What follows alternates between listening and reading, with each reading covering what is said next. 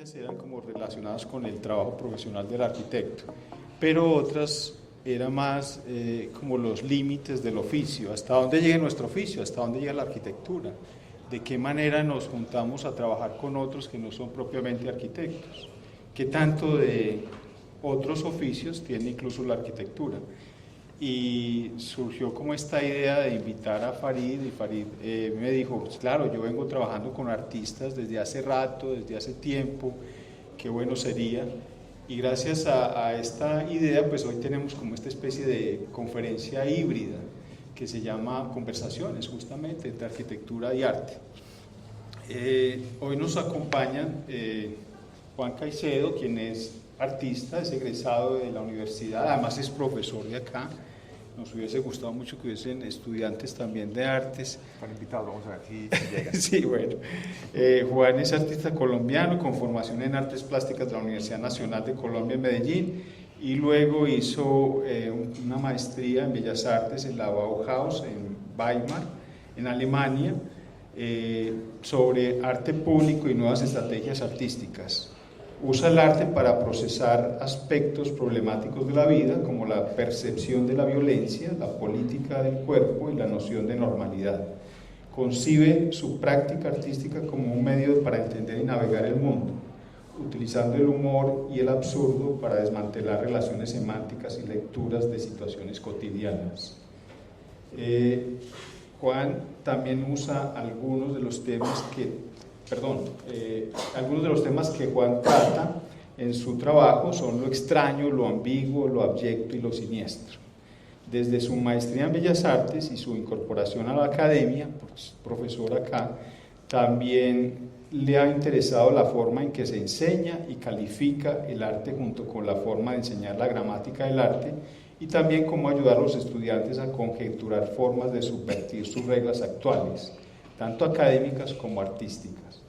También para el día de hoy estaba invitada otra artista, María Isabel Arango, quien no pudo asistir por temas de salud. Ella acaba de llegar de Cuba y está en el hospital en este momento. Nos hubiera gustado mucho estar con ella, pero bueno, algo de su trabajo también estará reflejado en lo que enseñen hoy Juan y Farid. De María Isabel podemos decir que la práctica de María Isabel Arango investiga el trauma, la tecnología del lenguaje y la construcción de la historia utilizando diferentes metodologías como el sonido, el texto y el manejo inmerso del espacio. En su obra, la artista cuestiona los sistemas de comunicación y la política. Pues lastimosamente no está aquí, pero voy a leer algo de su currículum. Ha tenido exposiciones en México, en el Museo Experimental del ECO, el Premio Luis Caballero en Bogotá, exposiciones colectivas en Santa Fe, en la Galería Santa Fe, Brasil, Colombia, Museo de Arte Moderno de Medellín, Cámara de Comercio de Bogotá, invitada a Alemania, recibió mención especial del Premio Fotolibro de Anamorfosis y ha recibido estímulos de Dinamarca, Alemania, Medellín y becas de excelencia del Programa Especial del Gobierno de México para extranjeros. Su formación ha tenido que ver con una maestría en el Fine Arts en 2008 y un doctorado en Art Practice, ambos en la Universidad de Arts London. Y sobre Taller Síntesis, pues Taller Síntesis es una oficina que es parte de un colectivo llamado Andina, que está dedicada a la práctica de la arquitectura y el urbanismo y fue fundada en el 2008 por los arquitectos David Cuartas, Farid Maya, y que se ha desempeñado tanto en el sector público como privado, con énfasis en trabajos en comunidades y áreas fuera de los circuitos habituales de las grandes ciudades. Justamente ahorita, hace un momento, estaban hablando de esas peripecias que les toca hacer para hacer proyectos en Caquetá, o sea, ahí son peregrinajes que involucran viajar en lancha, en burro, caminando, cruzarse con la guerrilla. Pues realmente el trabajo de Taller Síntesis es un trabajo periférico, pero yo diría que central, y más central como en el tema de la arquitectura y más lo que concierne a una educación pública y un ejercicio profesional que también es público. Bueno, han obtenido reconocimientos y premios como el Premio Nacional de Arquitectura de la Bienal de Arquitectura Colombiana, Premio Lápiz de Acero en el 2015, seleccionado a la Bienal Iberoamericana de Arquitectura y mención de la Bienal Panamericana de Quito con el Parque Educativo de Vigía del Fuerte, que seguramente todos conocen. ha sido mención en la 25ª Bienal de Arquitectura de Colombia con la Casa de la Memoria de Pueblo Bello. Ha obtenido un segundo puesto en la categoría de Hábitat Social en la 26ª Bienal Colombiana de Arquitectura con el proyecto para la reconstrucción de Salgar en asocio con Ana Elvira Vélez, y ha obtenido un primer premio en la tercera Bienal Latinoamericana del Paisaje en la categoría Obra no construida por el proyecto Cerro de la Somadera en asocio con Altura. Bueno, bienvenidos, gracias por aceptar la invitación, bienvenidos a ustedes también. Adelante. Gracias. Voy a apagar el micrófono, ¿cierto? Sí, apaguemos esto. Sí.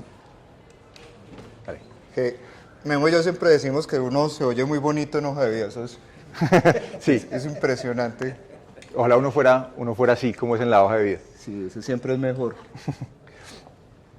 ¿Por dónde empezamos, Memo? Bueno, Memo y yo somos amigos Desde la hace universidad, mucho. desde hace 22 años, estábamos contando ahorita, pues nosotros nos conocemos por la universidad, yo soy egresado de aquí, entonces Farid y yo nos conocimos como socialmente, pues nos hicimos amigos y empezamos a trabajar. El primer proyecto fue Pueblo Bello, que vamos a hablar ahorita de él, pero digamos que siempre como que hubo un contacto como social, pero también como que estábamos como muy pendientes y muy al tanto de qué hacía el otro, pues, ¿cierto? Sabíamos como en qué concurso estaba Farid, él sabía qué expo estaba haciendo yo, cuando me fui a estudiar él sabía, pues como que siempre hay esos contactos, pero creo que cuando yo volví a hacer la maestría, creo que fue la primer contacto como con intereses profesionales.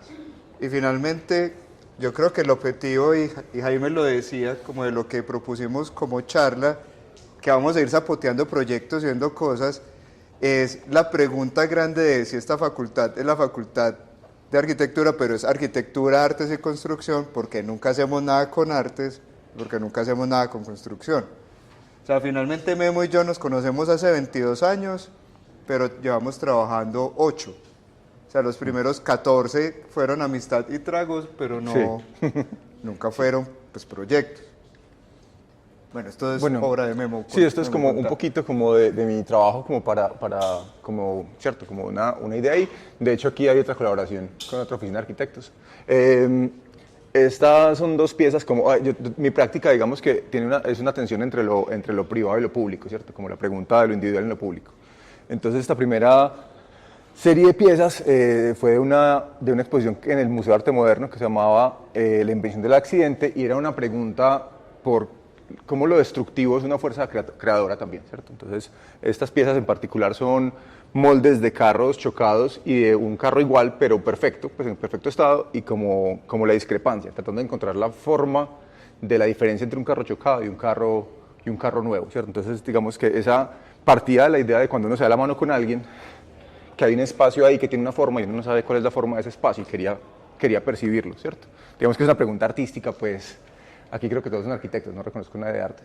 Creo que hay una pregunta artística muy común, que es la idea de, como la pregunta por el qué tal sí, ¿cierto? La pregunta del arte no es una pregunta que tenga una respuesta, digamos, demostrativa, ¿cierto? Sino más bien una pregunta que tiene la respuesta es más como el asunto de la posibilidad, qué más podría ser o cómo podría verse algo, ¿cierto?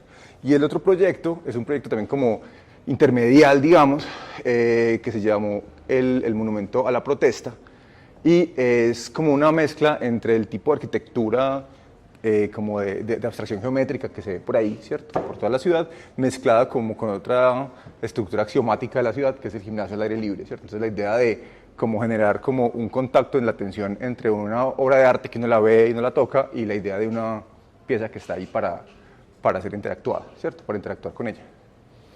Sí, creo que eso es suficiente. Ya no me pasó. A ver si está apuntando donde no Ya, es ahí. ahí sí. Bueno, ahora sí, viajes. Entonces, ¿cómo empezamos a trabajar Memo y yo? Eso es como la parte que les queríamos como contar más. Esto es Urabá, estamos yendo camino a Pueblo Bello. Pueblo Bello es un pueblito que queda entre Turbo y San Pedro de Urabá. O sea, un lugar bien bonito con un problema de geografía de vecinos más bien, que es muy intenso, que ahorita les contamos. Pero cuando a nosotros nos llegó de rebote el proyecto, o sea, esto se lo habían encargado otros arquitectos. Finalmente, la gerenta de la empresa que había encargado de eso, la empresa de vivienda urbana, no sé por qué, finalmente nos llamó a nosotros y era ir a hacer un memorial. un memorial para víctimas del conflicto armado. Y entonces, pues, yo llamé a Memo y le dije, Memo, vení que esto no es solo arquitectura, sino que finalmente esto se trata como de conmemorar, ¿será la palabra? Sí, Memo? No sé. de encontrar, creo que hubo una cosa interesante porque estábamos hablando y Farid me preguntó como, hey, mira, está esta idea, no sé, entonces habíamos hablado, porque digamos que cuando Farid estaba terminando la maestría aquí, yo le corregí el texto, ¿cierto? O sea, estado hablando mucho de cosas académicas, yo le había estado contando cómo era mi maestría, ¿cierto? Mi maestría era modular, es un poquito distinta a la maestría acá, y es temática, que ese es un asunto que no es como tan común. Y los temas, los semestres, uno de ellos era arte y arquitectura, y el otro era conmemoración, ¿cierto? Entonces estábamos como, me dijo, como, hey, ¿cómo se puede conectar eso aquí? Y yo dije, no, pues si querés que vayamos juntos, pues como que había una posibilidad de hacer algo ahí. Y la idea de la conmemoración es un asunto muy como, algo como muy masticado específicamente en la maestría que yo hice, que era en Alemania. En Alemania, digamos, por asuntos de la Segunda Guerra Mundial, hay como una práctica de memorialización constante que es súper activa, ¿cierto? Entonces ahí empezamos a conversar. Igual esto es un programa que es totalmente híbrido, porque es Casa de la Memoria y honra la memoria de más o menos 500 personas víctimas del conflicto, pero también es Casa de la Memoria / espacio comunitario. Entonces dan clases de inglés, de teatro, hay música. teatro, de tejido, de música, de todo lo que uno piensa. Entonces es una relación muy peculiar con un programa que realmente no existe mucho, y yo creo que pues eso fue lo que nos llamó finalmente a hablar. Sí. Y está la foto de esto, porque llegar a Pueblo Bello implica, por ejemplo, pasar al lado de puentes abandonados que se han vuelto casas. O sea, esto pues, es lo que veíamos realmente desde la vía. O sea, este puente no lo cruza, sino que ya es la casa de alguien, y hay gallinas, y hay cosas. Era un lugar muy bacano, en una cosa que nos ha pasado como arquitectos. Yo creo que a Memo le pasa lo mismo, y es que finalmente como pensábamos que era la arquitectura y como finalmente terminó siendo, según la relación de los proyectos y esos lugares específicos y atípicos, entre comillas, porque realmente la mayoría del país, es lo que obligó como una arquitectura que es propia de ese lugar y no es replicable ni repetible. Sí. Ahí. Y esto es Pueblo Bello, pues esto es Sí. Pueblo Carretera. Ahorita que Farid lo describe como un pueblo, hay que recordar un poquito como qué dimensión de pueblo es. Cuando uno piensa en un pueblo, digamos que la imagen es una plaza con una iglesia pequeña o lo que sea. No, Pueblo Bello es que es un corregimiento, es una cosa un corregimiento diminuta. de Turbo. O sea, lo que surte las veces del casco, de la cabecera municipal, lo que sea, es una placa polideportiva del colegio. O sea, es una calle y hay un par de casas y todas están como... ¿Cierto? Es una situación muy precaria, pues, la que hay ahí. O sea, esta es la calle central del pueblo. Y eso es como el pueblo en general. Así es, ¿cierto? Este es el tipo de construcción Pues, y el tipo de... Sí, eso. O sea, en Pueblo Bello viven 5.000 personas, más o menos, pero en el casco urbano viven 500, que es muy poquito, ¿cierto? Es una cosa muy poquita. Entonces, lo primero es, ustedes saben, conocen Pueblo Bello, saben qué ha pasado ahí. Pues la mayoría nos conocemos, son del taller, pueden decir. ¿Sí? Que pues, normalmente nosotros tampoco, ¿cierto? Era como esa pregunta de, bueno, ¿y dónde estamos yendo? Entonces, aquí hay una foto. Esto es literalmente, Pueblo Bello, ahí se acaba. ¿Cierto? Es muy chiquitico. A ver, vamos a pasarlo porque vamos hablando súper despacio, se van a aburrir. Y entonces, el llamado es ¿por qué? Porque Colombia está sancionada por la Corte Interamericana de Derechos Humanos por las masacres que hubo en Pueblo Bello. Sí. Y las masacres son muchas, son muy tesas. La más grande es la de los 43. Sí. Y es que el primer grupo paramilitar del Urabá tenía su sede al lado de este pueblito, que se llamaban Los Tangueros porque hay una finca que se llama Las Tangas, que era de los Castaños, de los 3 hermanos. Entonces, pues eso es tener un vecino bastante terrible. Y ahorita verán una foto de eso, pero el EPL, la guerrilla maoísta, pues que casi extinta, alguna vez le robó 42 cabezas de ganado a los Castaños y pasaron por el pueblo, pasaron por Pueblo Bello. Entonces, después, con ayuda del ejército, los paramilitares rodearon el pueblo, reunieron a toda la población en el centro, escogieron 43 personas, hombres todos, decían que se habían llevado uno más porque querían que ese uno contara la historia. Se los llevaron a la finca de Las Tangas, los mataron a los 43, los desaparecieron no dejaron ni siquiera el uno que iba a contar la historia, y ya es la desaparición forzada más grande de la historia de Colombia. Y a partir de eso les pasó de todas estas pobres personas, el pueblo quedó casi vacío, en los 2000 algo se reunieron y juntos volvieron y la gente se volvió a tomar el pueblo donde había vivido. Sí, creo que hay un asunto interesante ahí, y es que de cierta forma es como un sinécdoque, digamos, de la historia de Colombia, ¿cierto? La idea de que un acto fundacional, digamos, de violencia genera como una bola de nieve de violencia que empezó con 43 y terminó con 500 personas prácticamente, ¿cierto? En un pueblo que en ese momento tenía 1.500 habitantes, Sí, o sea, un tercio de la población. también. Sí, es como si de nosotros 4, pues ya, desaparecieran De uno. nosotros 3 desapareció uno, sí. Ah, sí, 2000, pues. Sí.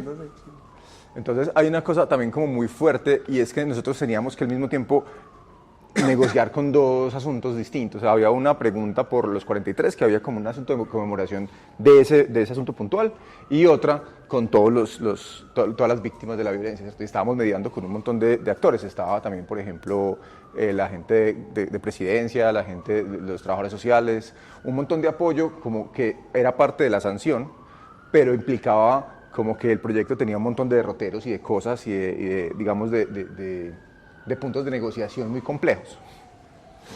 Estas imágenes o sea, nosotros llegamos tarde, ya les contamos, o sea, ya el proyecto había empezado y habían hecho las reuniones con la comunidad, y la comunidad se había juntado y se habían imaginado como que iba a ser pues lo bello en el futuro, entonces una cosa más grande, pues más, con muchas más cosas. Han buscado la arquitectura que les interesaba y le habían dado nombre al proyecto, que ellos mismos lo llamaron Remanso de Paz, que es un nombre bien bonito, y eso se quedó hasta el final. Sigue estando así, pues así se quedó. Ahí está. Y esto es lo que hizo la gente, ahí no estábamos nosotros. Cuando llegamos, les dije, a deshora, y como los tiempos políticos, se van a dar cuenta cuando empiecen a ejercer, son una cosa muy terrible. Llegamos y teníamos un mes para volver al pueblo y mostrarles la idea básica, y otro mes para desarrollar el proyecto y que saliera a licitación, porque había que entregarlo antes de que terminara el periodo político de las personas que estaban como a cargo. Entonces, en un proyecto que debería tomar 6 meses para poder hablar con la comunidad, para poder hacer un montón de cosas, finalmente lo que pasó es que había muy poquito espacio como para sentarse y discutir con la gente como qué le ha pasado. Es que nos sucedió igual que ustedes. En el periódico realmente pues lo bello sale solo por los 43, Sí. pero las otras historias de violencia no aparecen. Entonces es como, ¿cómo rastreo lo que quería hacer el corazón del proyecto? ¿Cierto? Hay una historia, bueno, cuando Esta es bacana, sí. esa es la imagen, como yo creo, como fundacional del proyecto. Cuando estábamos hablando con ellos, nos empezaron a contar la historia, digamos, de ese descenso a la violencia de Pueblo Bello, que fue un asunto muy fuerte, porque fue primero los paramilitares, después la guerrilla, ellos mismos empezaron a matarse entre ellos, a un asunto como de estar enfermos de violencia, básicamente. Y eso implicaba que la gente se empezaba a ir, empezaba a vaciarse todo, y el monte empezó a tomarse otra vez las casas. Entonces, por ejemplo, los animales estaban ya salvajes otra vez, las casas se iban, y la gente se tenía que ir por la noche, se amarraba a los árboles, se dormía amarrado a los árboles para que no los fueran a matar durante la noche las redadas de los paramilitares, ¿cierto? O sea, uno llegaba literalmente, pues nos contaban ellos con su familia, subían los hijos, los amarraban, después se subían ellos, se amarraban, y así teóricamente no los iban a ver en la noche, pues cuando llegaran los cualquiera, pues. Sí, quien fuera. Entonces, una cosa que pasó es que todos los referentes geográficos empezaron a desaparecer, y lo que quedaba era el árbol de Pueblo Bello, que es este árbol que es gigante y que es anterior a cuando construyeron el pueblo, ¿cierto? Entonces, cuando nos hablaron de eso, nos pareció una cosa muy interesante la idea de que, o sea, estuvimos mucho discutiendo la idea de los memoriales, porque cuando uno mira eso, pues uno se va a ver los memoriales de Segunda Guerra Mundial en Europa, ¿cierto? Como la idea de, hay una cosa que se terminó, y esa cosa que terminó, tenemos una distancia y la conmemoramos con una distancia. Y esto era un asunto que estaba en proceso. Entonces estábamos pensando, ¿cómo conmemoramos una cosa que todavía está pasando? Esa pregunta fue una pregunta como regente, ¿cierto? Y una de las cosas que nos pareció importante era volver a activar la sensación del lugar, la sensación de que hay unas raíces, hay un espacio geográfico al que uno pertenece, y que le pertenece a uno y uno pertenece a él. Entonces el árbol fue muy importante. Y esto otro que nos encontramos, que es el monumento que ellos mismos habían hecho con apoyo de unos artistas a los 43. Sí. Y si ven, hay caras que faltan porque eran personas que, por ejemplo, ese día habían pasado montadas en un camión. Pues iban a ir a recoger, creo que naranjas, nos contaban. Se bajaron en el pueblo y les tocó que llegaran los paramilitares y nadie sabe quiénes son, solo que los cogieron y los mataron. Entonces, eran como los espacios de conmemoración y aquí estaban como los nombres y las máscaras pues, que representaban gente. Entonces, nosotros lo que llegamos literalmente fue a hablar con la gente, pero el espacio de discusión más importante fue irnos a comer sancocho. Sí. Entonces en la comida de sancocho empezaron a decir, no, ¿y te acordás cuando nos amarrábamos a los árboles? Nos empezaron a decir, es que a no sé quién la acusaron de ser bruja. Entonces como la acusaron de ser bruja, fueron y quemaron la casa, porque no la encontraron, pero le iban a matar. Pues sí, ya eran las historias. No, y la mataron. No, creo que esa no. Hubo dos mujeres que les quemaron dentro de una casa porque eran brujas. Sí, y a otro le quemaron la casa, pero ese no estaba. El que no estaba era un señor. Y a dos mujeres las mataron, les quemaron la casa. Pues no dentro de los 43, después, ¿cierto? Sí, pero digamos que es el tipo de cosa que empezó a pasar, ¿cierto? Hay un asunto también como de la gente tratando de entender por qué les estaba pasando lo que les estaba pasando, se volvía como un sentido de violencia, pues, abyecto. Lo que ustedes hacen y nosotros hacemos normalmente es sentarnos a dibujar, intentan como entender esto, y por aquí, por ejemplo, empiezan a aparecer, por ejemplo, esta sí no se hizo, esta era una obra de Memo, como de arte permanente que iba a estar ahí, que era un árbol. Queríamos dar un árbol pendiente adentro como un objeto permanente, pero al final, o sea, por un lado logístico era complejo, pero al final también decidimos dejar que fuera un espacio vacío donde la comunidad tuviera un espacio para sus propias manifestaciones artísticas y de duelo. Voy a ir pasando para que aceleremos. Esta es... Son las maquetas, había una maqueta, la mía que era como un guión convertido en maquetas, era como un guión de cosas como la experiencia espacial que yo pretendía, convertida en maqueta. ¿Querés hablarles de la salida al árbol? Pues como la... No, ahorita la conversamos, pero lo que me parece bacano es que estas maquetas todas se llevan un mes. O sea, estás a los 15 días visitando el pueblo otra vez a decirles cómo iba a ser, aquí ajustando el proyecto y ven los cortes y las cosas sobre la maqueta, usando la maqueta para pensar. Y esta es la que después les dimos, que es muy bacano porque ellos finalmente cogieron el proyecto, funcionó muy bien con la gente. A nosotros nos habían advertido, no, la gente de Pueblo Ellos muy difícil porque el Estado les ha quedado mal 20 años, seguramente van a recibir muy mal el proyecto, pero yo creo que fue muy bacano porque al final nos hicimos fue amigos en ese periodo de tiempo. Entonces, esta maqueta se volvió parte del Museo Itinerante sobre Violencia, que la gente de Pueblo Ellos eligió objetos, entre ellos una maqueta del edificio que ellos pidieron, porque era un pedido de la comunidad específicamente tener esto. Sí. Aquí sí está más fácil de contar. Entonces el edificio es muy chiquitico, son 300 metros cuadrados. Lo que pueden ver es dos espacios, realmente tres, que está la Casa de la Memoria, la Casa del Futuro y este que es el patio que está entre los dos, que media entre los dos. Pero lo importante que pasó en las discusiones con Memo es que logramos construir como un recorrido, una especie de guión que funcionaba como así. Pues yo tomo esta rampa, subo, este muro va cerrándome el acceso hasta que queda en el mínimo normativo posible. Y luego llego a la Casa de la Memoria como esa cosa inevitable de enfrentarme con lo que ya ha sucedido, pero le doy la vuelta y me vuelvo a enfrentar con el exterior, justamente con el árbol que les estábamos narrando ahorita. Es interesante porque el volumen de la Casa de la Memoria es sin ventanas para afuera y es muy alto y es, digamos, hay un asunto interesante por el clima, todo, o sea, pues lo yo es hirviendo, pues eso es turbo, y el volumen es frío, ¿cierto? Entonces hay una sensación como muy como notoria, es muy silencioso y es muy frío, es una cosa como que hay como un cambio de ritmo, ¿cierto? Y como obligar a ver primero lo que hay ahí como como el relato que hay, antes de poder accesar como la parte que es pragmática, en que uno va a clases o a conciertos, lo que sea, era como un asunto que nos parecía importante, como la idea de que es muy fácil, o sea, que hay una pulsión humana que es querer evitar el trauma, ¿cierto? Querer evitar el enfrentarnos a las cosas, y creo que era importante como que de cierta manera no fuera como un asunto que se pudiera evadir. Sí, aparte hablábamos mucho de que había que dejar el discurso de que si bien la violencia estuvo, ¿cierto? Que tampoco era donde se terminaba el camino. Sí. Y eso nos importaba mucho. Por eso, lo primero es enfrentarnos otra vez con el exterior, con el árbol, y llegar a un patio que pasó algo muy bacano, es que los niños se lo tomaron como un patio de juego. Entonces ahí jugaban fútbol y jugaban cosas, pues porque había una pérgola con sombra, entonces era más fresquito. Y luego estaba el espacio donde les daban clases de música y de un montón de cosas.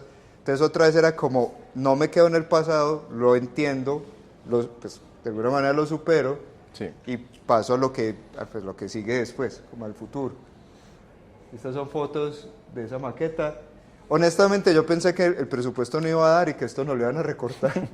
Incluso el árbol petrificado que queríamos tener dentro del edificio no se hizo porque era muy difícil a nivel de APUs. Algunos pues, se van a dar cuenta después, análisis de precios unitarios, cómo sacar a licitación petrificar un árbol, pues era Sí, muy es lo que difícil, pues. pasa cuando uno trabaja con artistas, pues creo que eso es... Sí, o como sea, las con Memo complicaciones. había unas ideas que eran muy bonitas. Por ejemplo, queríamos un hueco en la pared donde solo cupiese un dedo y el hueco se fuera haciendo más chiquito o más grande, como contando esos ritmos de la historia.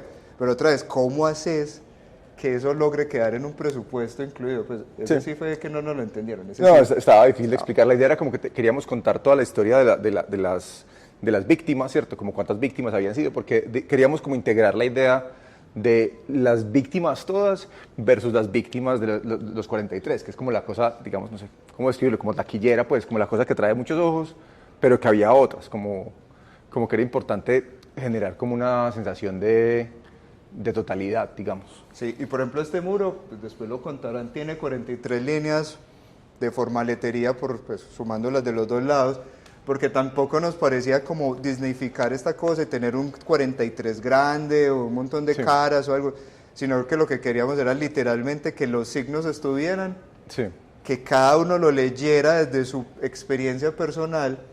Por ejemplo, un trabajador de los que vació este concreto nos decía, ahorita les vamos a mostrar una cosa, él decía, no, es que a mi primo lo desaparecieron, entonces tal número está malo porque a él lo mataron antes que a este. ¿Cierto? Entonces la persona que estaba construyendo este edificio también era una víctima propia de lo que había sucedido. Pues y nos contaba incluso la última mirada del primo, que pues el primo lo saludó mientras lo llevaban filado con otras personas y le pegaron y le hicieron bajar la cabeza. O sea, hay una relación que fue muy fuerte y que nos excede a nosotros totalmente. O sea, esta era una arquitectura que, pues, que si bien a nosotros nos gusta mucho, pero era más importante lo que ellos contaban y veían que nosotros dijéramos. Sí. Hay una cosa también interesante como formal que se decidió, y es que el edificio todo es muy ortogonal, excepto ese como hecho fundacional de los 43, ¿cierto? Entonces digamos que ese paredón entra y rompe como esa... Sí, es como una cortada. Sí. Uy. Pues ahí ven que extrañamente, hablando de la apropiación de los lugares y la gente, lo que en otro lado sería muy ceremonial, por ejemplo en Medellín la Casa de la Memoria, acá era el patio de juegos de los niños de la zona, pues era distinto. Esas niñas estaban pasando muy bueno. Esto es 8 metros de altura, es lo más alto que tiene el pueblo. Sí. Bueno, y el espacio adentro, o sea, otra vez también digamos que fue un accidente feliz, como diría Bob Ross, la idea de que no pudiéramos hacer las piezas permanentes nosotros. Porque... que ya sí nos toca con el micrófono, vale. con la lluvia. Dale. Hola, ¿sí me oyen? Vale. Entonces está diciendo que era como un accidente, fue una cosa afortunada el no haber podido hacer una exposición permanente, porque le daba, digamos, todo el protagonismo a lo que estaba haciendo la comunidad para hacer su propio duelo, pues que para nosotros era importante. O sea, esto no lo hicimos nosotros, pues obviamente, esto lo hizo la gente, especialmente, pues lo hicieron fueron las mujeres y se sentaron a coser, como cada familia cosía el nombre de su desaparecido en un cuadrito, cuándo pasó y qué le pasó. Es como teso porque aquí hay 150, si no me equivoco, 150 nombres y el resto de los nombres no están porque las familias todavía no asumen que están muertos, entonces no querían dejar como una huella en este tejido que refiere realmente es a los que ellos ya asumieron que murieron. Entonces, pues es una cosa como muy fuerte, pero es lo que dice Memo. Y lo primero que uno ve, me voy a volver, es exactamente ese gran tejido, que es este.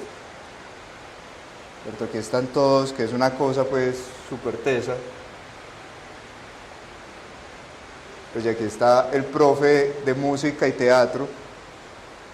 Y está parado, entonces dejamos fue como un montón de huellas de qué entendíamos nosotros que le había pasado a ellos, pero ninguna indicación de cómo leerla. Sí. Por ejemplo, esto es, ellos nos hablaban de eso de no tener suelo, ser desplazado, pero también estar amarrado en los árboles, literalmente no tener suelo en ningún momento. Entonces el edificio se levantaba y en ese momento se abría un boquete en el suelo, eso tenía unas luces y el piso era de tierra. Entonces ahí queríamos que quedara como la huella del estar sin pisar, ¿cierto? Pero... Y también había una cosa interesante, era la idea del sonido. Pues como el sitio es muy silencioso, había como un eco particular, digamos, en esa distancia de la reja al piso, ¿cierto? Había como esos pasos resonaban distinto, entonces había como un asunto de una sensación de vacío que queríamos generar ahí. Esto es pura referencia arquitectónica, pues me la voy a saltar, conocen a Barragán, solo que pues el manejo de la luz nos parecía importante por esto que pasaba después. O sea, ¿cuál era el homenaje peculiar a esas mujeres que ardieron porque eran brujas? Porque eran brujas, sí, porque las quemaron. Entonces también nos parecía que esa huella del fuego que se iba metiendo al espacio iba cambiando, era importante. Y esta era una maquetica que quería hablar de eso, de cómo la luz le pegaba al muro, el muro iba bañando de rojo el espacio, pero yo no veía el rojo desde adentro, sino que solo veía el rebote de la luz, y de cómo eso tampoco era permanente. Ahí está. ¿Qué era esto? Al final no quedó tan rojo, pues, o sea, pero nos parecía hasta más bonito porque era más sutil, todo el tiempo cambiaba como eso, incluso desde afuera también había como una llamita desde eso. Y este es el que les decía ahorita, que nos contó cómo vio, pues, cómo desaparecían al primo, le decían el enano, pues obviamente no es muy alto, pero ahí él lo que está mostrando ahí es cómo es el reencuentro con el exterior, o sea, cómo fui hacia la oscuridad, hacia esa luz roja, y luego me reencuentro con el exterior, en el espacio donde están los niños jugando. Que no es nada distinto a una casa típica de Pueblo Bello, pues esto es lo que queríamos nosotros como arquitectura, algo muy cerrado, muy hermético como el volumen rojo, y algo muy abierto como el espacio donde en la vida real estaría el comedor y la sala de la casa, ¿cierto? Aquí está la habitación y la cocina, lo resguardado, aquí está lo abierto para chismosear y recibir el fresco y recibir la sombra, que está afuera. Esa pérgola, el espacio que se abre, pues aquí no voy a parar mucho, la idea era que todo sirviera para mucho porque nunca más les iban a hacer un edificio, pues tristemente, entonces hay que aprovechar. El grupo de música, apenas estaban aprendiendo, pero era muy bacano, pues. Y es lo que les decía Memo, ahí está, claramente es un edificio sellado, sin ventanas, pues muy hermético y extrañamente muy fresco, pues la velocidad del aire por las aberturas y eso, pues el aire cogía más velocidad, entonces se sentía más fresco que el exterior. El chismoseadero. Sí. O sea, y digamos que todo estaba abierto a ser intervenido por la comunidad. Eso nos parecía que era importantísimo, pues como dejar súper claro que nosotros estábamos ahí dejando como un espacio para ellos, pues no era como una imposición, nos parecía muy importante eso. Sobre todo por lo que decía Farid, pues que la comunidad estaba muy recelosa, pues, supremamente, y con toda la razón, siento yo. Entonces, por ejemplo, lo que estaba aquí, esas cositas de colores, eran unas piedras con los nombres de las víctimas también y como mensajes que la gente escribía. Por ejemplo, también ahorita en el textil grande que vimos, había una dirección, una indicación que era, pues, conmemoren a sus seres queridos, pero la gente llegaba y ponía lo que quisiera, pues había escudos del Medellín, había un montón de cosas que eran como las personas deciden cómo hacer su propia, cómo inscribirse en el espacio, que eso era importante. o sea, como el muro de los lamentos. Sí. Es que hablamos mucho de al principio lo teníamos más conceptual, era un muro donde la gente podía clavar cosas, Sí. pero se volvió más interesante porque realmente pintar piedritas como que era muy habitual Sí. en los modos de ellos de manifestar, pues como, Sí. sí, como memoria. Incluso a mí me regalaron una piedrita, ¿a usted tocó Yo también, tengo cierto? también una, Yo sí. tengo, la mía dice trabajo, la tuya. La mía no me acuerdo qué decía, pero es que la regalé, pero tenía Ey. se la di a mi tía, se la di a mi tía, mi tía favorita. Ahí está el edificio, pues eso. Como llueve muy poquito, realmente hay muy pocos techos inclinados, es una zona muy seca. Entonces aquí aprovechamos, y se van a dar cuenta pues, si alguna vez nos ven, que casi siempre ponemos techos inclinados porque llueve mucho. Bueno, dándole la vuelta al edificio, volumen, y esto es la gente. Ah, hay una cosa interesante y es que como con esto de que queríamos que todo sirviera para mucho, la rampa también era un poco como un teatrino para que la gente pues pudiera hacer como cosas al aire libre, ¿cierto? Porque sobre todo por el clima pues era como una de las preocupaciones. Y ahí eso es la primera colaboración que tuvimos. O sea, nos demoramos, otra vez les decimos, nos demoramos 14 años entre conocernos, decir Memo hace unas obras de arte muy bacanas, me gusta lo que trabaja, y animarnos a hacer algo juntos, que no debería ser pues, o sea, otra vez, esto es más pura publicidad política pagada de vayan donde los de artes y díganle, pues parce, qué bacano eso, ¿por qué no hacemos algo Sí. que esperar 14 años? Sí, yo creo que una cosa que no hemos mencionado todavía y es que, digamos, la forma de trabajar fue muy interesante. Yo todavía no sé cómo describir mi rol en Pueblo Bello. Yo digo parte del equipo de diseño o cuando sale, por ejemplo, en Art, ¿cómo es? En esa revista, ¿cómo es? ¿Cuál? De Arc. En The Arc, por ejemplo, dice como el arquitecto Juan Caicedo, por ahí hay un error, que estoy yo arquitecto, o en otro lado es como una colaboración, la oficina más el artista, o yo soy parte. Y creo que una cosa interesante en que al principio tratamos de decir, listo, ¿cómo vamos a trabajar? Y finalmente nunca dijimos nada, nunca logramos cuadrar cómo íbamos a trabajar, sino que trabajábamos y ya. Y yo nunca sentí como una necesidad de abandonar mi etos de artista para trabajar con síntesis, y síntesis tampoco, y con Angélica Gaviria, pues que fue una arquitecta que no es de síntesis, pero que también trabajó ahí. Digamos que tuvimos una forma muy orgánica de trabajar, que es afín también a la amistad. Digamos que simplemente uno con alguna gente se conecta de unas formas y no siempre se necesita, digamos, asumir un rol o cambiar el rol de uno para trabajar de otra manera. Creo que eso es interesante. Y eso finalmente nos abrió fue como la posibilidad de ir haciendo proyectos juntos. Que aquí vamos a ir más rápido, pues lo de ellos está larguito porque era como el importante en contarles cómo nos juntábamos, por qué nos juntábamos, que era también, yo creo que la arquitectura ha cambiado un poquito, ya ha asumido un rol más humilde y es capaz de decir, venga que yo no soy capaz de hacerlo todo. A mí normalmente no me gusta mucho el arte que he visto reciente de arquitectos siendo artistas, porque es como preguntas que ya están superadas por el mismo arte, creo. Pues. Tal vez sí. Terminan llegando como unas imágenes y unas... Sí, después hablamos. Pero cuando nos juntamos con artistas y partimos ya de una conversación como más horizontal, y lo mismo pasa con gente que hace trabajo social, con economistas, con no sé qué, finalmente se llegan a respuestas como más complejas, pero creería yo también más apropiadas.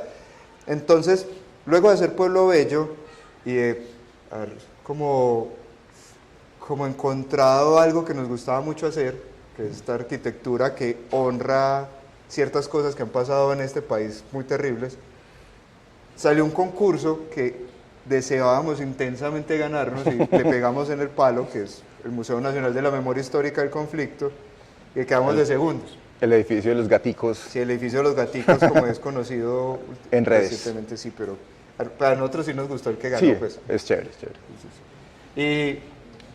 Y era una pregunta muy tesa, y es cómo hacer un memorial para las víctimas del conflicto armado, normalmente rural, porque los conflictos de las ciudades y el campo no son el mismo en Colombia, sino son cruzados.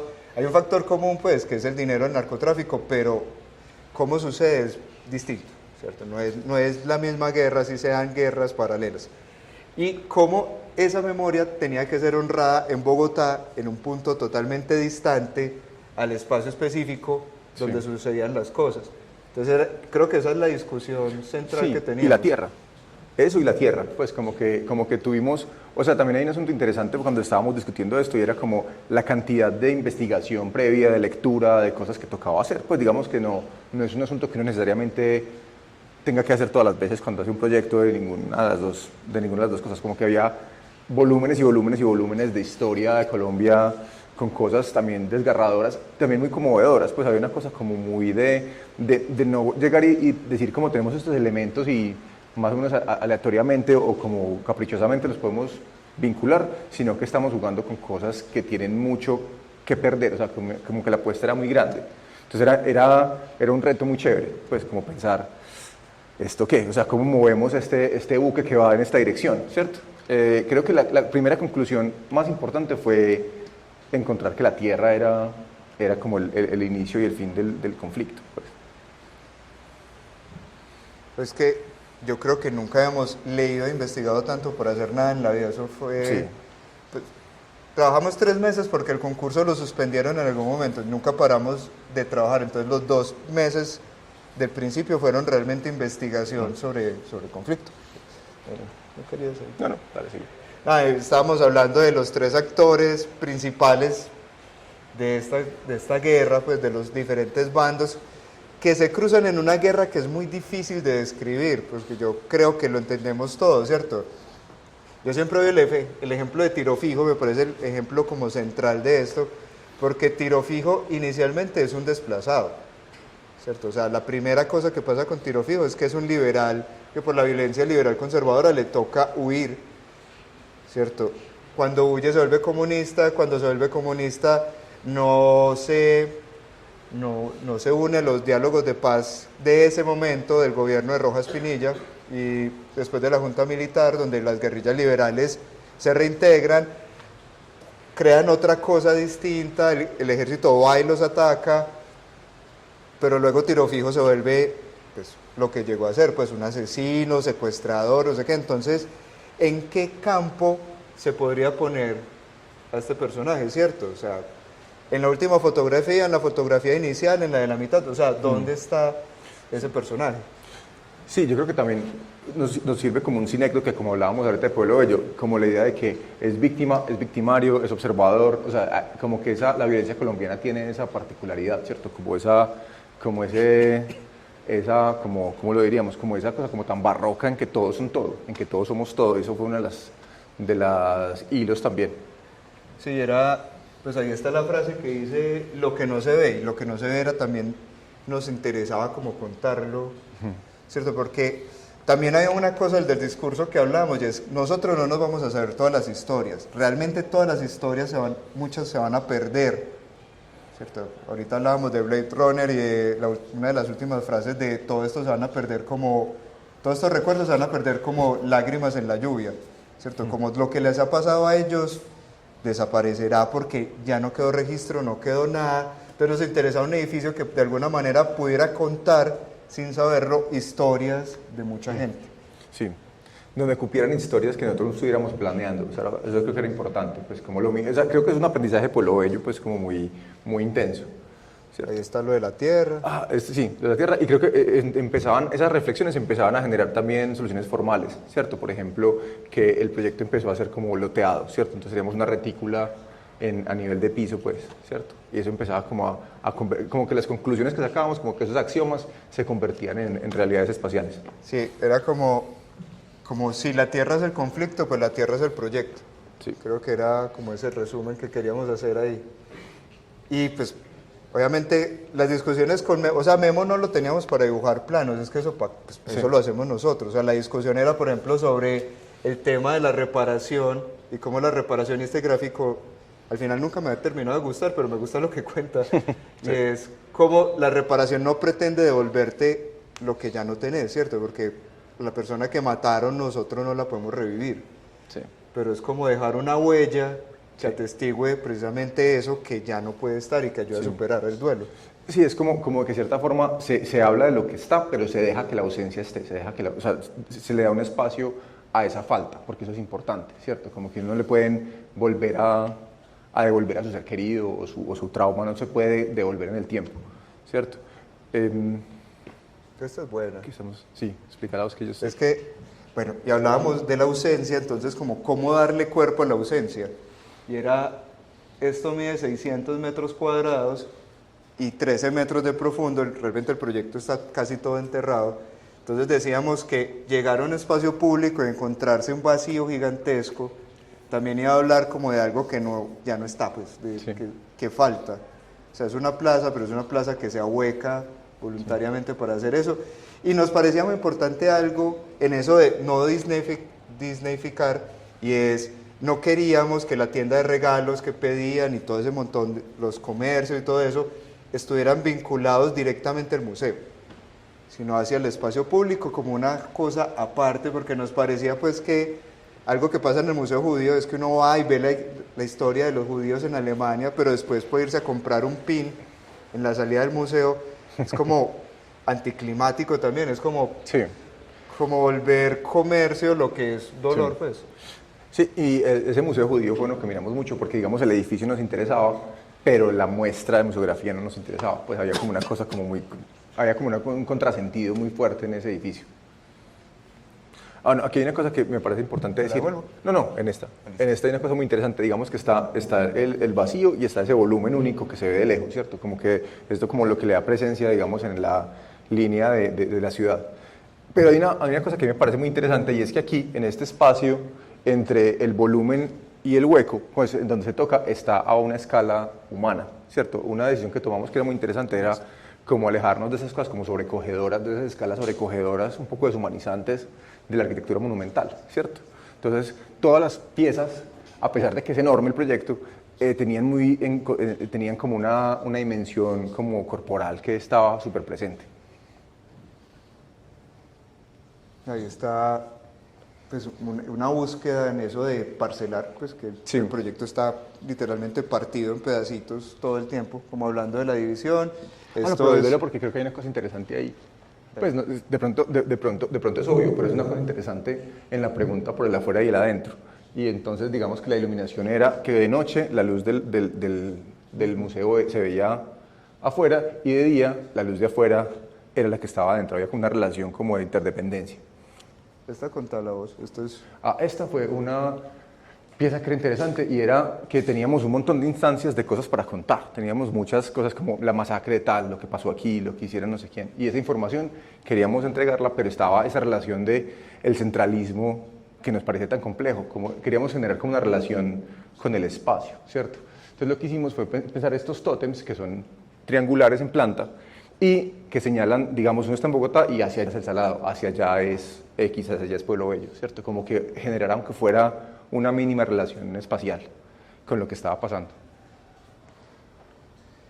Y bueno, yo creo que hay que acelerar, ¿cierto? Que vamos muy mal de tiempo, más que horrible. ¿Qué era eso? Pero bueno, vamos a acelerar un poquito. Pero el caso importante...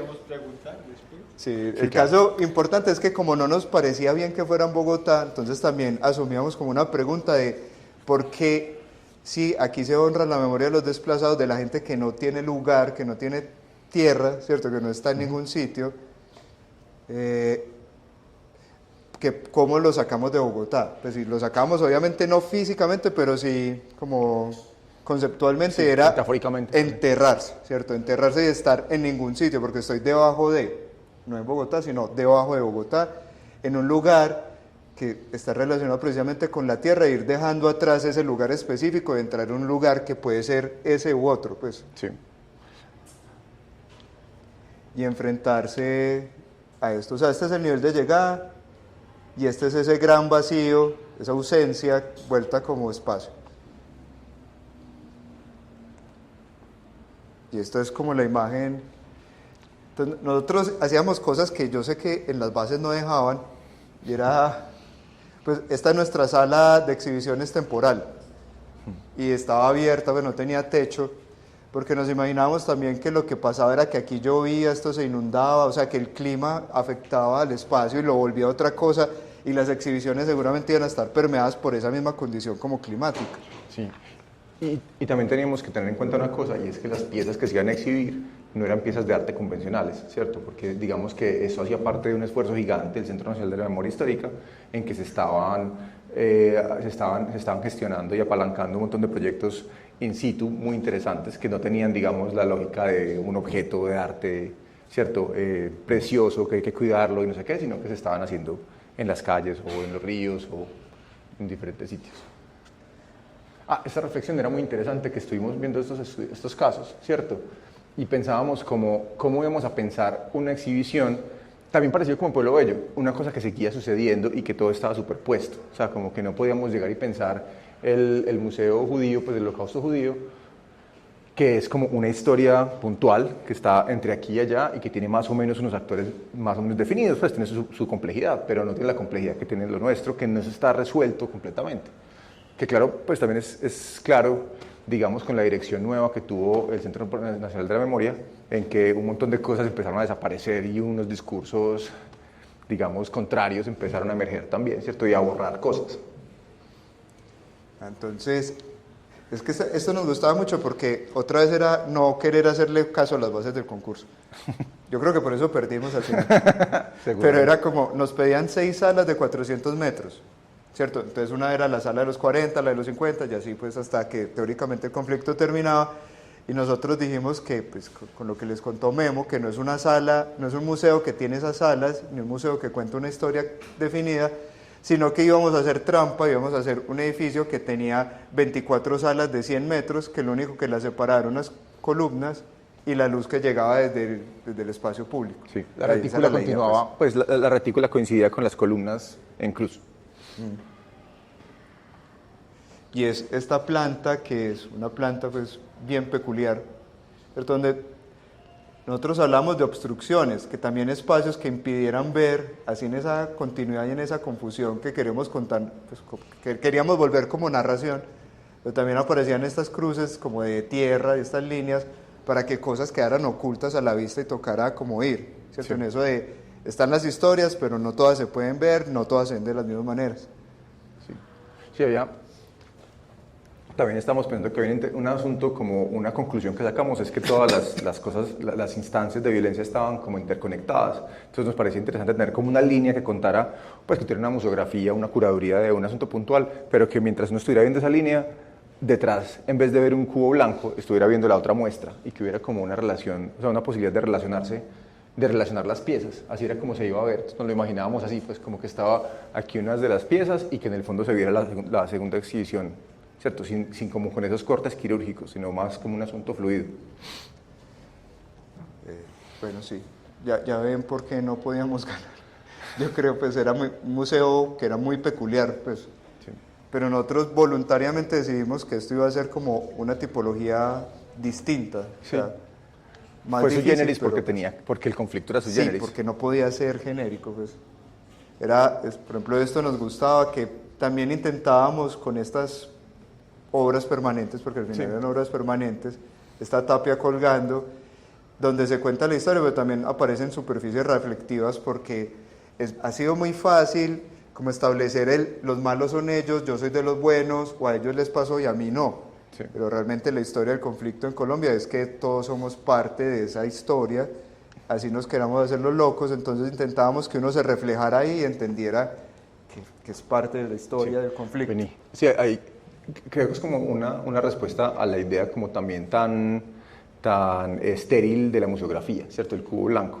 La idea de que uno puede tomar una foto y no estar en él, ¿cierto? O sea, como que ese registro es imposible, un registro en que uno no se parte. Eso era algo que nos interesaba. Bueno,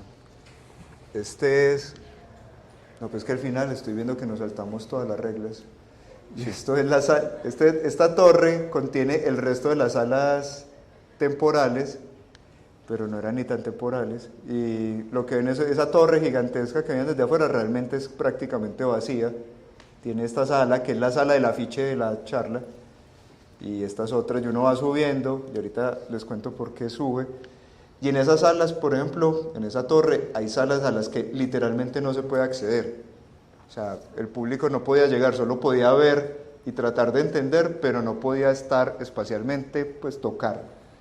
Porque, pues, como les decíamos ahorita, hay historias que desconocemos, que no sabemos ni siquiera cómo contar o a quién le pasó.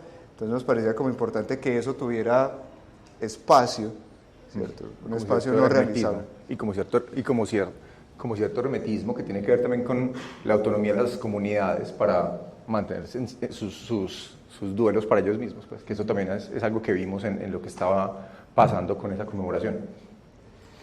Está esta que hablábamos mucho, incluso les voy a confesar, este render existe antes de que existiera el edificio, o sea, estábamos pensando en la generalidad, pero sabemos que esta sala tenía que existir, aquí no se alcanza a ver, pero después lo buscan por ahí, me voy a volver. Chillida no está por ahí. Lo veíamos, obvio, claro. Y esta sala es como traerse un pedazo de Pueblo Bello acá, entonces uno se paraba aquí, estaba literalmente a 30 metros del suelo. El piso era de Malla malla otra vez, también. como O en sea, Pueblo Bello, sí. Y era un edificio, pues un espacio hecho de tierra, suspendido como en el espacio, solo con esa luz desde arriba muy chillida, ¿cierto? Pues si pensábamos que esta era la penúltima sala, la que nos parecía que tenía como una carga dramática más grande, y es la sala previa a esta, que es la que remata el museo, y también como un poquito en Pueblo Bello lo que hablábamos es que finalmente esa historia termina en que no es una historia que tiene que ser obligante, o sea que la violencia no es el camino, pues no siempre tenemos que estar en violencia, que eso es superable, y lo que queríamos aquí era reencontrarnos con el paisaje, con el lugar específico, o sea volverle a dar lugar al que ya estuvo caminando sin un sitio. sí, el lugar que el lugar que les habíamos negado antes, pues como que se encuentra uno de nuevo en Bogotá, se recuerda uno que está en Bogotá después de todo eso. Bueno, promesa que este es cortico. Sí, lo hacemos de una. Sí, este lo hacemos súper cortico. Esto es el concurso para el Monumento a los Héroes, que si no nos fue nada, No. o sea, en el otro quedamos segundo, en este no nos vieron. Y este es el Monumento a los Héroes que, como una historia muy colombiana, por aquí va a pasar el metro de Bogotá, y en vez de mover el metro o correrlo o hacer algo, pues más bien decidieron que el Monumento a los Héroes de la Independencia pues lo demolían y hacían otro. Entonces Sí. Sí, como la no memoria, pues, o sea, Sí. justo lo contrario. Y también hubo una conversación muy interesante en que estábamos pensando como que de una, digamos, nuestra reacción como inmediata fue como, ¿cómo lo van a tumbar, cierto? Pues como esta cosa tan importante. Pero de una nos reunimos con gente y a una de las conclusiones que llegamos fue cómo ese es un edificio como de unos fascistas que se hicieron o sea, como que lo que queríamos mantener por mantenerlo también tenía como cierta romanticismo propio de nosotros, ¿cierto? Como que queríamos mantenerlo por mantenerlo, pero realmente también había como argumentos para tumbarlo, ¿cierto? Una de las cosas, digamos, para mantenerlo era el asunto histórico de que este es un lugar donde se ha exhibido el Luis Caballero muchísimas veces, un espacio de arte muy importante en Bogotá, y queríamos como conectarnos con esa historia y nos parecía importante. Pues como buscar como razones para tumbarlo y razones para mantenerlo, porque había como una postura ética que no teníamos tan clara y eso era también interesante, como la cosa medio en tensión. Y también está como la pregunta, bueno, entonces, si hay un nuevo monumento a los héroes, ¿quiénes son los héroes? ¿Cierto? O sea, pues es una pregunta que creo que fue lo que esta vez nos cruzó, o sea, pensar, bueno, siempre ha sido Bolívar, Santander, no sé quién, pero claramente pues ellos son los héroes de la independencia, pero ellos no son solos, Sí. ¿cierto? Pues estaban las mujeres, los que tejían, los soldados que iban descalzos, los llaneros, los no sé qué, pues un montón de gente que no tiene rostro, no tiene nombre, pero eran un colectivo gigantesco que estaba luchando por la independencia. Entonces, creíamos que era la oportunidad de construir un monumento más coral que un monumento más a unos pocos individuos. Sí, que solista, pues. O sea, una voz más a coro que solista. Había una cosa también interesante, como que era un asunto eminentemente militar, ¿no? O sea, digamos que era Gómez, presidente, Laureano Gómez, era comisionado por Laureano Gómez, y la pretensión es que hubiera un museo militar por dentro, ¿cierto? Entonces digamos que hay un asunto como esa cosa como hipermasculina, de que la nación se funda con sangre y tal, y es interesante pensar que pues, se funda de otras maneras, entonces quisimos pensarlo como cómo más se puede fundar, ¿cierto? O cómo más se ha fundado. Esto fue interesante porque estábamos pensando, tuvimos como, digamos que había como asuntos conceptuales que han regido los proyectos, ¿cierto? Digamos que en el Centro Nacional de Memoria Histórica era la idea de lo indexical, del indicio, de contarse con el material, y aquí era la idea de la anamorfosis, de una historia que solo se ve desde un punto y que queríamos volverla una historia que se viera desde muchos puntos. uno de los ejercicios que hicimos era tratar de no botar a la basura el material que se iba a demoler, sino usarlo para otras cosas, ¿cierto?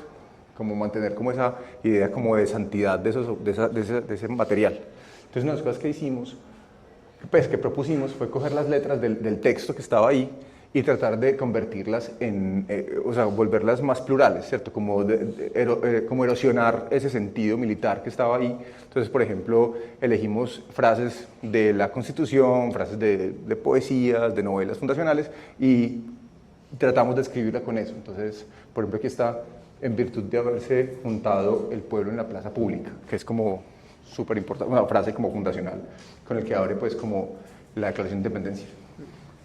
Y, bueno, aquí están la idea de los materiales, ¿cierto? Que empezábamos demolíamos y los convertíamos en otra cosa. Entonces, por ejemplo, queríamos que toda la piedra que estaba enchapando el monumento se convirtiera en el piso, que no se pudiera parar. O sea, que en ese momento estaba Bolívar parado encima, pero que la idea es que estuviera en el piso y todos los colombianos nos pudiéramos parar encima de eso, ¿cierto?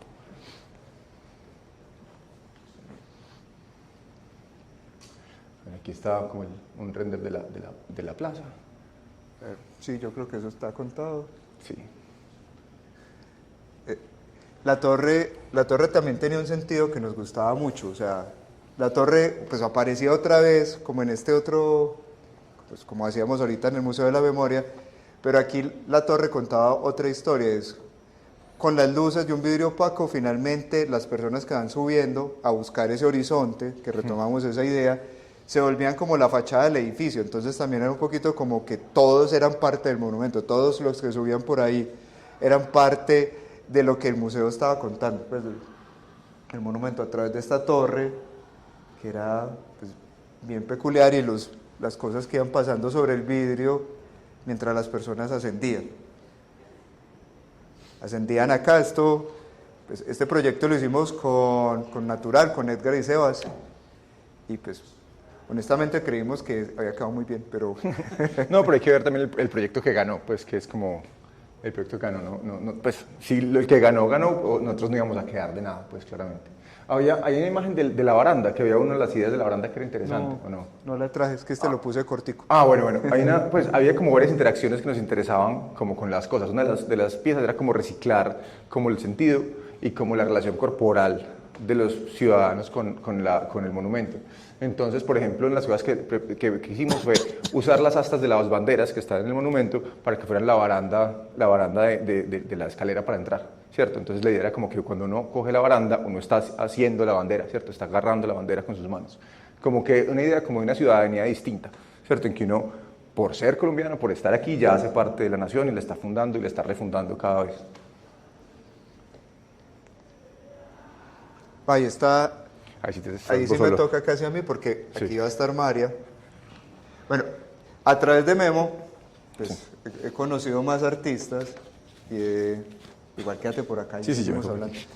Y bueno, conocí a una amiga de él que se llama María Arango, que ya es muy amiga mía también.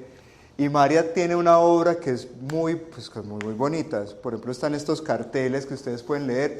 Por ejemplo, esta es la montaña más alta, pero realmente es ese cartel verde que obliga como a la imaginación también de que eso es la montaña más alta, ¿no? Sí. Y es una obra como mucha desde las palabras y los textos, que a mí me parece pues muy bacana. En la casa tengo una.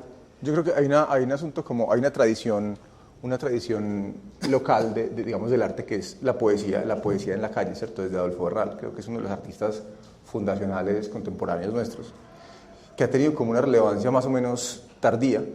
Y hay una cosa también como la idea de las imágenes, como las imágenes que existen, digamos, desde una postura crítica, no solo existen en la representación, sino también en el texto, ¿cierto? En la cabeza de uno, como una imagen mental que se produce a través del texto.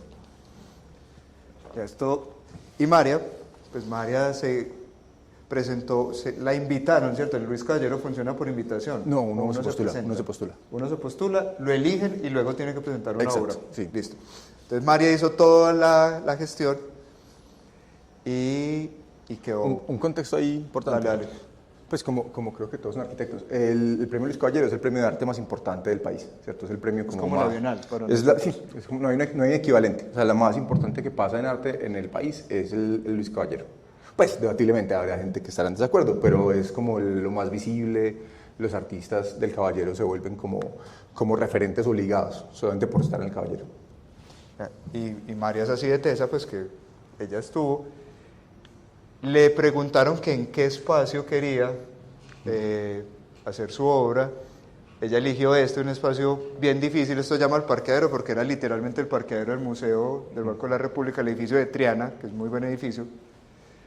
Y bueno, iniciamos una conversación porque María se inventó una obra que era una obra de arte sonoro, ¿cierto? Y esa obra de arte sonoro igual había que presentarla en algún espacio, ese espacio es ese que ella eligió, pero ese espacio pues no tenía ninguna cualidad, ahí fue que nos buscó, entonces es un proceso un poquito distinto, o sea, sí.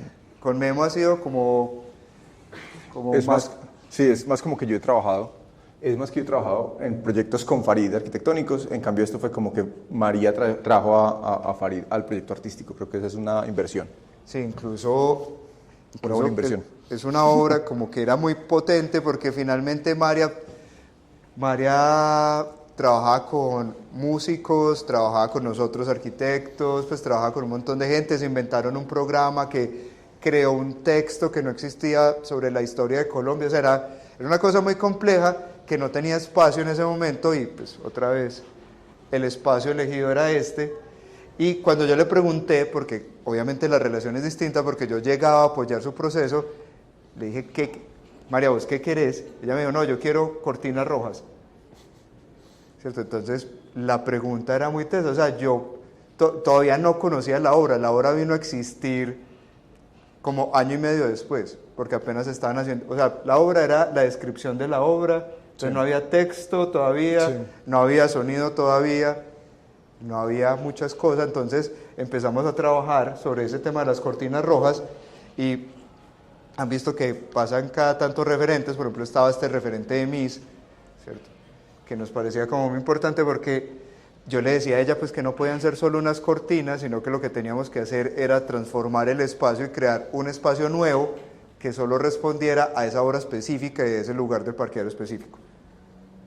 Y ahí pueden leer el texto, Inestabilidad incalculable, nace el libro Historia de Colombia, pues fragmentado, Sociedad dividida, de Marco Palacios, bla, bla, bla. Pero aquí lo pueden leer para que se los voy a leer, pero es una base de datos de las palabras con las cuales hemos construido una Colombia discursiva.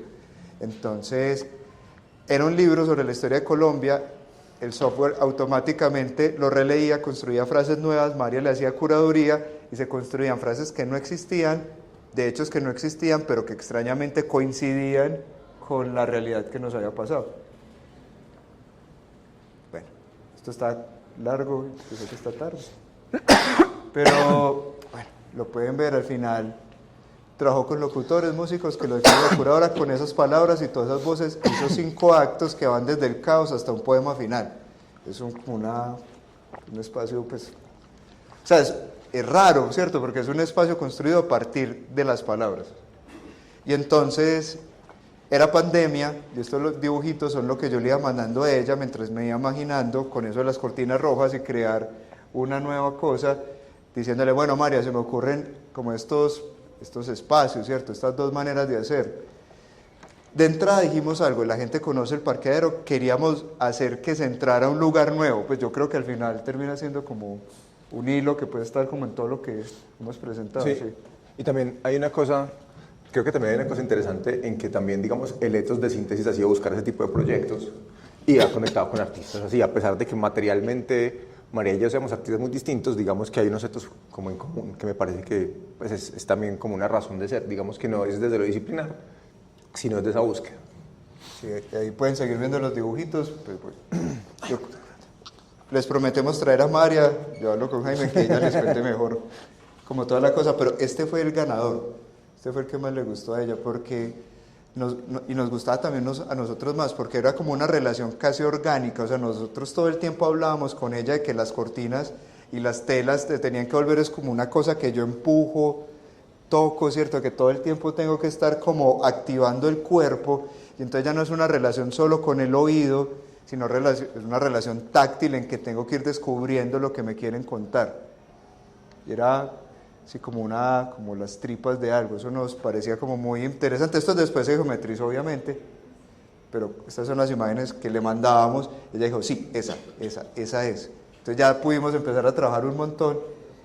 Esta es la versión depurada de eso, ¿cierto? Porque tenía que ser construible, no sé qué, pero igual no se perdía ese sentido todo el tiempo de ir a estar empujando. Incluso tuvimos muchas peleas, no con María, sino después tuvimos peleas fue con la gente de seguridad en el trabajo, porque le querían meter un montón de luz al espacio, porque les daba miedo que la gente se cayera y los demandaran. Entonces tuvimos que ajustar las luces un poquito. Ahí está como los dibujos, ¿cierto? Y como lo que se presentó finalmente a Luis Caballero, acompañando ya el texto de María, que eran estos renders donde se habla de como siempre estar empujando y siempre tener que estar avanzando casi a ciegas, descubriendo un espacio que borra el espacio original. Bueno, más dibujos, todo esto lo hizo Cami en pandemia, pues Camilo Ramírez, que trabajaba con nosotros. Los renders, ¿cierto? Como no saben la complejidad de esto porque obviamente María es una persona como que tiene muy claro qué quiere, pues cuando lo descubre, encontrar cómo hacer en SketchUp exactamente el tamaño de la arruga para poderlo presentar a Luis Caballero y que se viera como María quería, fue muy teso, pues. Al final era como todo un tema de descubrimiento, incluso desde cómo sacar una imagen. Bueno, ahí está el cartel. Obviamente esto era efímero. Trabajo con la gente de sonido. Lucrecia Dahl, que estuvo nominada al Grammy, creo que el año pasado, era la creadora, la compositora que estuvo como acompañando todo el proceso. Ella estaba en Alemania, nosotros en pandemia aquí. O sea, era una conversación como que sucedía en momentos muy raros, como muy por fragmentos. Pues porque con Memo ha sido siempre en la oficina, Memo se vuelve habitante de la oficina sí. Durante el proceso de hacer el proyecto, pero aquí no, aquí eran pantallas. Discusiones que yo quería que ella estuviera acá porque ella, por ejemplo, la estresaba mucho, ¿cierto? Le decía, no, el ancho no cumple la norma, tienes que dejar accesos no sé qué, no podemos tapar el rociador de la red contra incendio. Entonces ella decía, me va a tocar cambiar todo el proyecto, qué estrés, y no... Yo le decía, pues no, tranquila, así es la arquitectura siempre, no te estreses, movíamos la curva un poquito, cambiamos el diámetro, bueno. Esto que sí me gusta mucho, que es cómo se hizo el proyecto, que es, lo plotearon uno en uno y unieron ese montón de cosas y empezaron a doblar los tubos y empezaron a darle forma al edificio, ahí lo están colgando, estamos haciendo pruebas, aquí la arruga, no es la arruga que nos gustaba, entonces hubo que empezar a correr las telas hasta que la arruga fuera exactamente la que queríamos. Que hay una cosa importante ahí, es que de cierta forma como que hay un asunto visual de eso, pero también hay un asunto sonoro, que es importante. O sea, si la arruga no es como no es de cierta como volumen, no hay como, el sonido no tiene la misma calidad, ¿cierto? Y también digamos que ese tipo de cosas, como esas intransigencias de artistas, yo creo que son como interesantes también, pues como que yo creo que son importantes de mantener. No, y yo creo que también es que la imagen es distinta, ¿cierto? Esto es como un muro, pero lo que nos interesaba es que fuera como algo más corpóreo, sí, como más... Bueno, de esto yo obviamente me tocó de modelo ese día. Y ahí van a ver las fotos, ¿cierto? Pero las fotos no muestran realmente lo que es el espacio porque tocaba caminar mucho, ahorita hay un video. Lo que ven todo el tiempo es que realmente es muy difícil descubrir como un espacio total, ¿cierto? Siempre es por fragmentos, por pedacitos, siempre de verdad hay que correr cosas. Había gente que se devolvía, eso me gustaba incluso, pues entraba al espacio, lo veía y le daba susto y se salía. Pues nos tocó ver que después alguien lo cogieron los amigos y lo entraron otra vez, como diciéndole, no, venga, vamos hasta el final, pues era como un poco claustrofóbico. La luz era muy bajita, solo le subíamos a los puntos donde eran los accesos para que la gente no se perdiera y no se cayera, esa fue la negociación. Porque ellos querían luces de esas amarillas en el piso, entonces pues María casi se nos desmaya porque obviamente destruía toda la obra. Aquí ven como ese recorrido, ¿cierto? Yo me vengo por acá, le tengo que dar la vuelta a esto, empujar, tocar. ir viendo como distintas capas, umbrales, pedacitos de personas y de cosas. ¿Cierto? Este es el último espacio donde el texto cambia un poquito, el texto arranca muy caótico y al final las voces se van como descubriendo y ya uno entiende el poema final. En este último recinto, estas fotos son de Mauro Carvajal, que está tomando unas fotos muy bacanas. Y esta es como una de las frases finales: mañana una paz, ¿será que llega? La obra desmontada, o sea, todo ese espacio se volvió esto. Y ahí sí sigue el video, dale. Voy a apagar, creo que es mejor.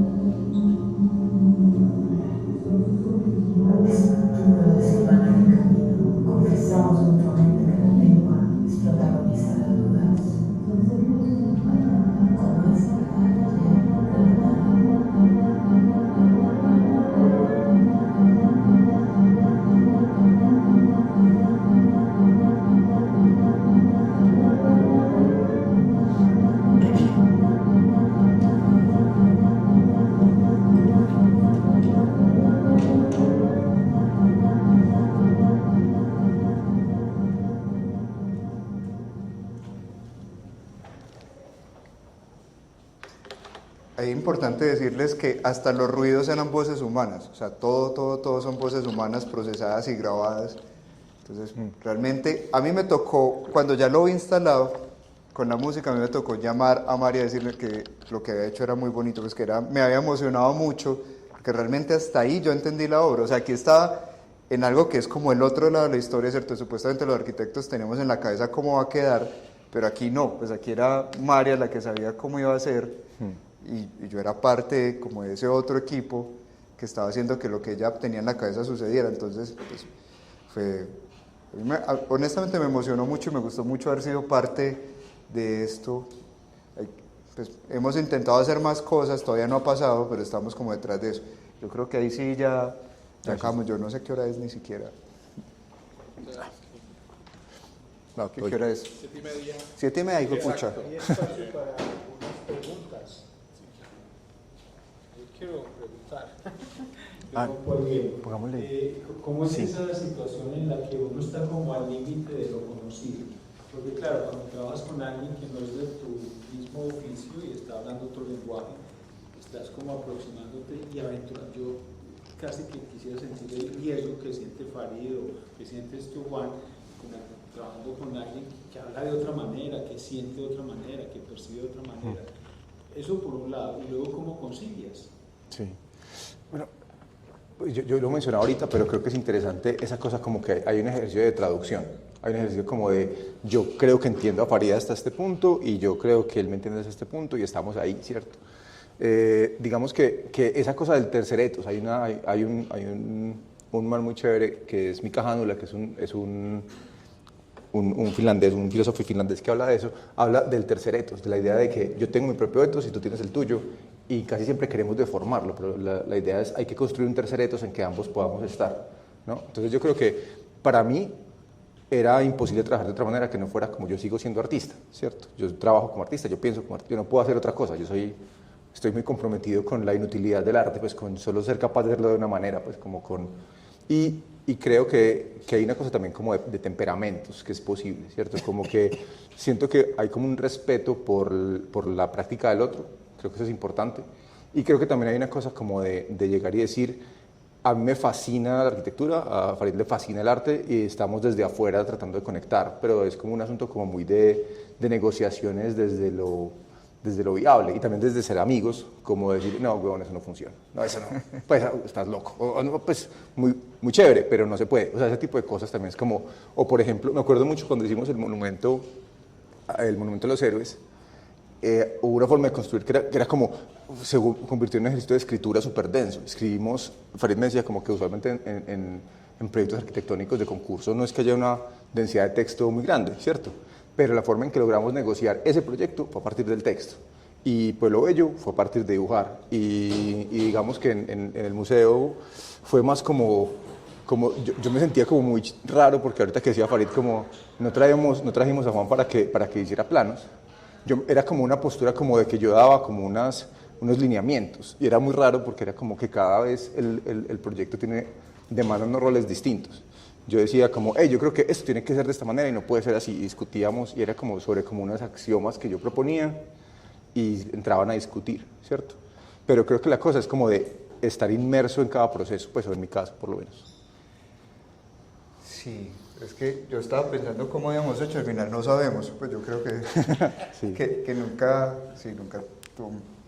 no acordamos nada. No, hay un cuento que es muy chévere, un cuento indio que son los 6 ciegos y el elefante, que son 6 ciegos que se van a ver un elefante, entonces uno le toca la pierna, el otro le toca a un lado, el otro la trompa, y después discuten cómo es. Entonces el que le toca los colmillos dice, es como una lanza, el otro le toca la oreja y dice, es como una planta, no sé qué, y al final todos vieron el elefante. Yo creo que eso es lo que pasa y también cada uno, o sea, logramos construir algo a partir de nuestros puntos ciegos también, que yo creo que eso es, o sea, es valioso, no todo, o sea, también uno se pregunta qué tanta conexión o qué tanta sinergia hay realmente entre personas de la misma práctica también. Pues a mí me ha pasado que trabajo con otros artistas y no siento una conexión mayor, por ejemplo, que con los trabajos que hicimos con Farid. Hay como un ejercicio de conexión que es necesario para colaborar de todas maneras.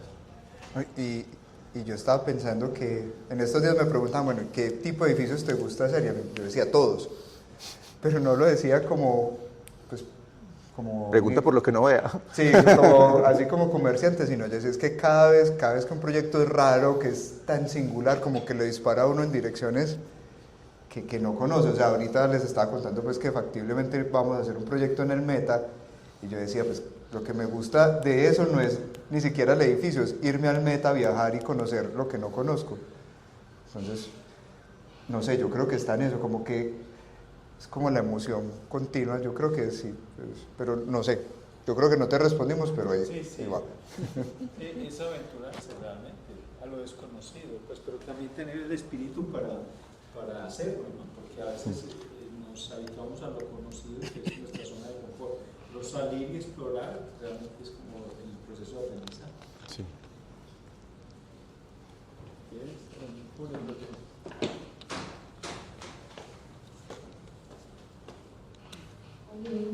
Hola.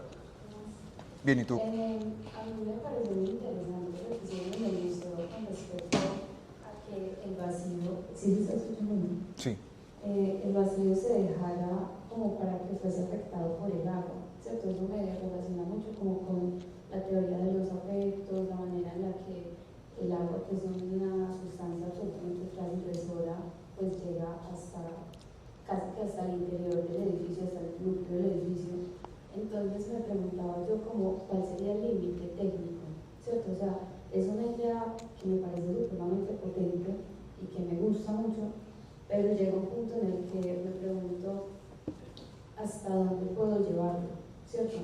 O estoy dispuesto a hacerlo hasta el límite y que se vuelva una ruina, que también podría ser muy interesante como conceptualmente o en el tema, no sé, o sea, cómo lo pensaban ustedes y cómo negociaron, digamos, esa situación de que las piezas, siendo pues piezas no necesariamente tradicionales, iban a ser afectadas por ese espacio. ¿Tenés respuesta, Memo? Yo no, yo te lo estoy pasando a vos. Ah, ya. No, pero yo sí tengo una. Ahí, dentro de las imágenes, estaba colgada. No, esto estaba súper atrás, que vamos a llegar hasta por allá. Pero hay unas obras que nos gustaban mucho, que veíamos mucho. Yo viendo otras, si querés. Si llegaste a las Magdalenas, por el Cauca, las que están colgaditas. Avanza, avanza. Ahí. Mira, esas imágenes que están acá realmente son una obra de un artista. ¿Te acuerdas cómo se llama? El nombre no, es un artista pereirano, pero no recuerdo en este momento el Sí, nombre. y es muy bacano porque se llaman Magdalenas por el Cauca. Y lo que hacen es que con pues vos sabes que por el Cauca tiraron un montón de gente muerta, ¿cierto? Para desaparecer. Entonces, lo que hace este artista es que coge las madres con el retrato que haya quedado como de su desaparecido, de su hijo normalmente. Entre todas lo pintan en un tamaño descomunal, ahí no lo alcanzas a ver, pero esto es muy grande, es gigantesco. Lo ponen sobre una balsa y lo hacen flotar sobre el río. Y entonces el río, que era el espacio para desaparecer a alguien, se vuelve el espacio para honrar a alguien. Entonces, nosotros pensábamos ese espacio para obras que lo que estaban todo el tiempo era siendo afectadas directamente por el clima, ¿cierto? Por esa cosa cambiante. O sea, ahí no nos imaginábamos pues que iban a poner una pintura tradicional, pero sí es. Ahora, el espacio igual iba a estar rodeado pues, de un cárcamo del tamaño adecuado, con un bombeo, pero eso no nos asustaba, nos parecía que era como más indicar que ahí podían suceder cosas que normalmente en un museo no pasan, y que pasan, por ejemplo, en el río, en esta obra específica, que es muy bonita, buscarla ahorita, es muy, muy bello lo que hacen. Y yo creo que finalmente el mensaje de todo el tiempo en el museo era como, esto no es un museo convencional, y las obras que se exhiben son otra cosa, ¿cierto? Sí, yo creo que esa idea como, aquí caben ustedes, decir a la gente que está haciendo, porque yo lo mencioné ahorita, el ejercicio de conmemoración con artistas, con comunidades era gigante, ¿cierto? Entonces, por ejemplo, uno puede ser snob artísticamente, pensando, por ejemplo, en los textiles de las víctimas en Pueblo Bello y decir, pues, pero qué tal una cosa con helvética así bien linda, pero realmente eso no era lo que estábamos haciendo nosotros, era un espacio como, estaba un poquito pensado como una piscina, yo creo, ¿cierto? Es una piscina, pues los elementos, puede con los elementos, ¿cierto? Es lo que estábamos pensando, pero como lo el importante... Parque Biblioteca de Belén, muy parecido técnicamente a eso. Entonces, sí, pero era como, aquí puede pasar estas cosas, porque digamos que el agua también ha sido una cosa que ha sido como recurrente en esas exploraciones de conmemoración.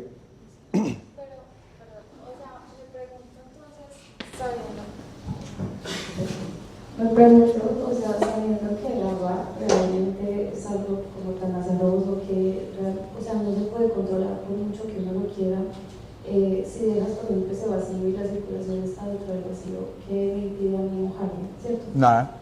Entonces, hace parte como de la obra en sí misma. Sí, por eso te decía que creemos que no ganamos por muchas cosas. Sí, estábamos ahí como empujando. Ella sí estaba con el límite y la política, ¿cierto?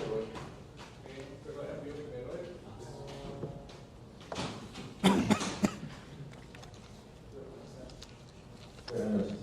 Hola.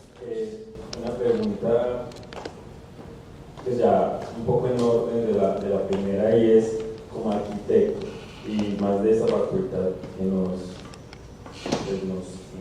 inducen de pronto un poco desde la retórica, la que somos muy artísticos y más por la carrera de artes que tenemos pues al lado. ¿Cómo es trabajar desde la arquitectura, desde ser arquitecto en un proyecto artístico en donde, como bien lo digo, no hay como una imagen en donde dice esto va a quedar de esta manera, sabiendo que como tal es el espacio para el que pues, lo llaman, ¿cierto? De otra manera, en el otro sentido, es como artista, viendo pues también todo ese tipo de desafíos pues, que tiene como reinterpretar una gran cantidad de señales en algo vívido pues, que se pueda sentir de muchas maneras. El hecho de trabajar como en ese orden de no sé si era la palabra, pero o sea, como encapsular dentro de un espacio exactamente eso mismo, que se supone que es como arquitectos lo que muchas veces buscamos. Entonces, dentro de esos dos aspectos, dentro de esos dos espacios, ¿cuál es como esa primera idea que dices, listo, soy artista y voy a hacer arquitectura, soy arquitecto y voy a ser artista, entonces voy a hacer arte, perdón, dentro de pues una retórica que para mí es como un poco zafada de esa facultad, que va como muy en una línea muy diferente, pero que como tal... ¿Una línea muy qué? Diferente. Ah, diferente, ok. Vale. Pues yo creo que el asunto es que yo, pues por mi lado, yo no dejé de pensar como artista ni trabajar como artista. Yo creo que es un poquito lo que le respondíamos aquí al profe, creo que uno sigue trabajando desde su disciplina, ¿cierto?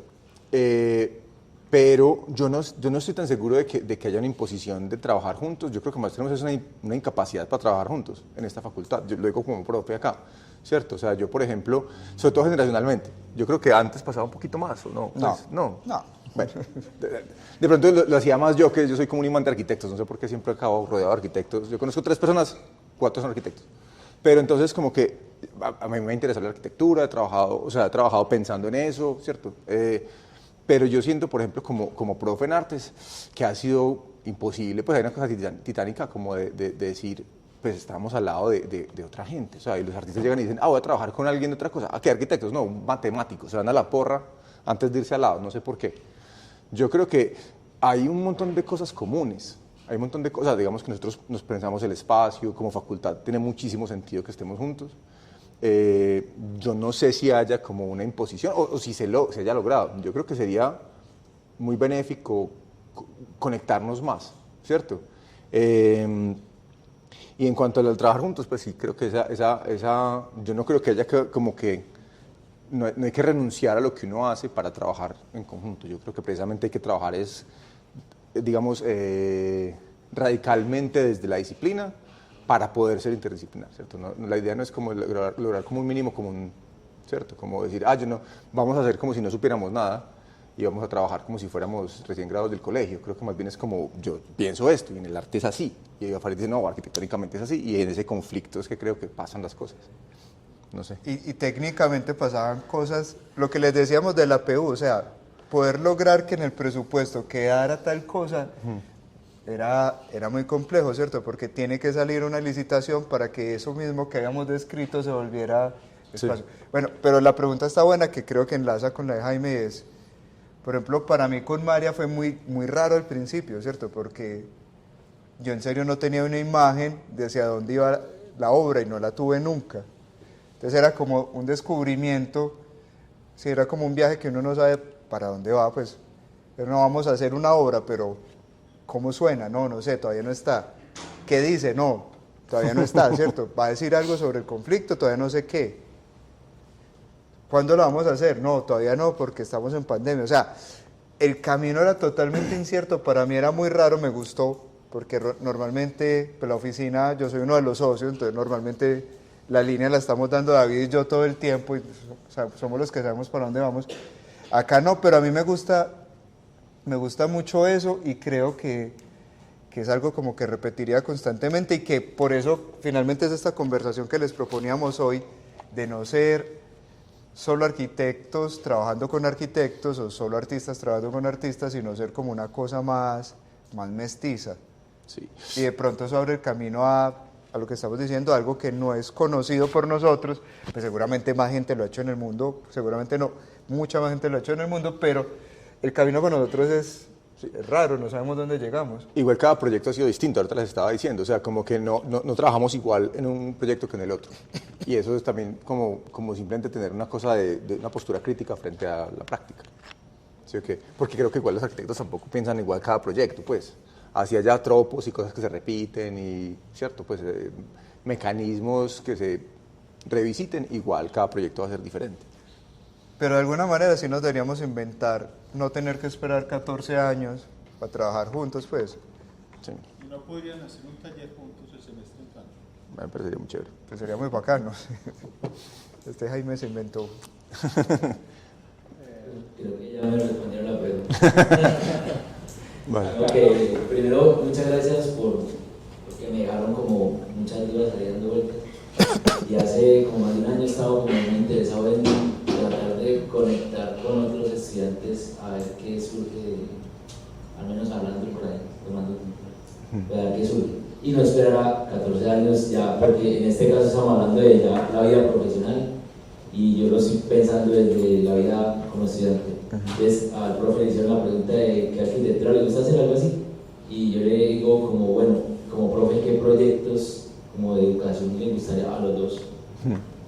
¿Le gusta hacer o tienen en mente?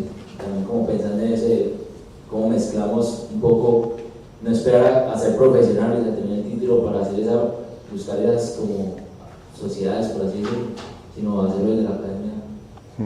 Pues yo diría que la universidad está, o sea, la facultad está en un proceso de armonización en este momento, ¿cierto? Nosotros estamos pensando cómo trabajar juntos y cómo potenciar cosas, ¿cierto? Hay una cátedra que va a haber de armonización, ¿cierto?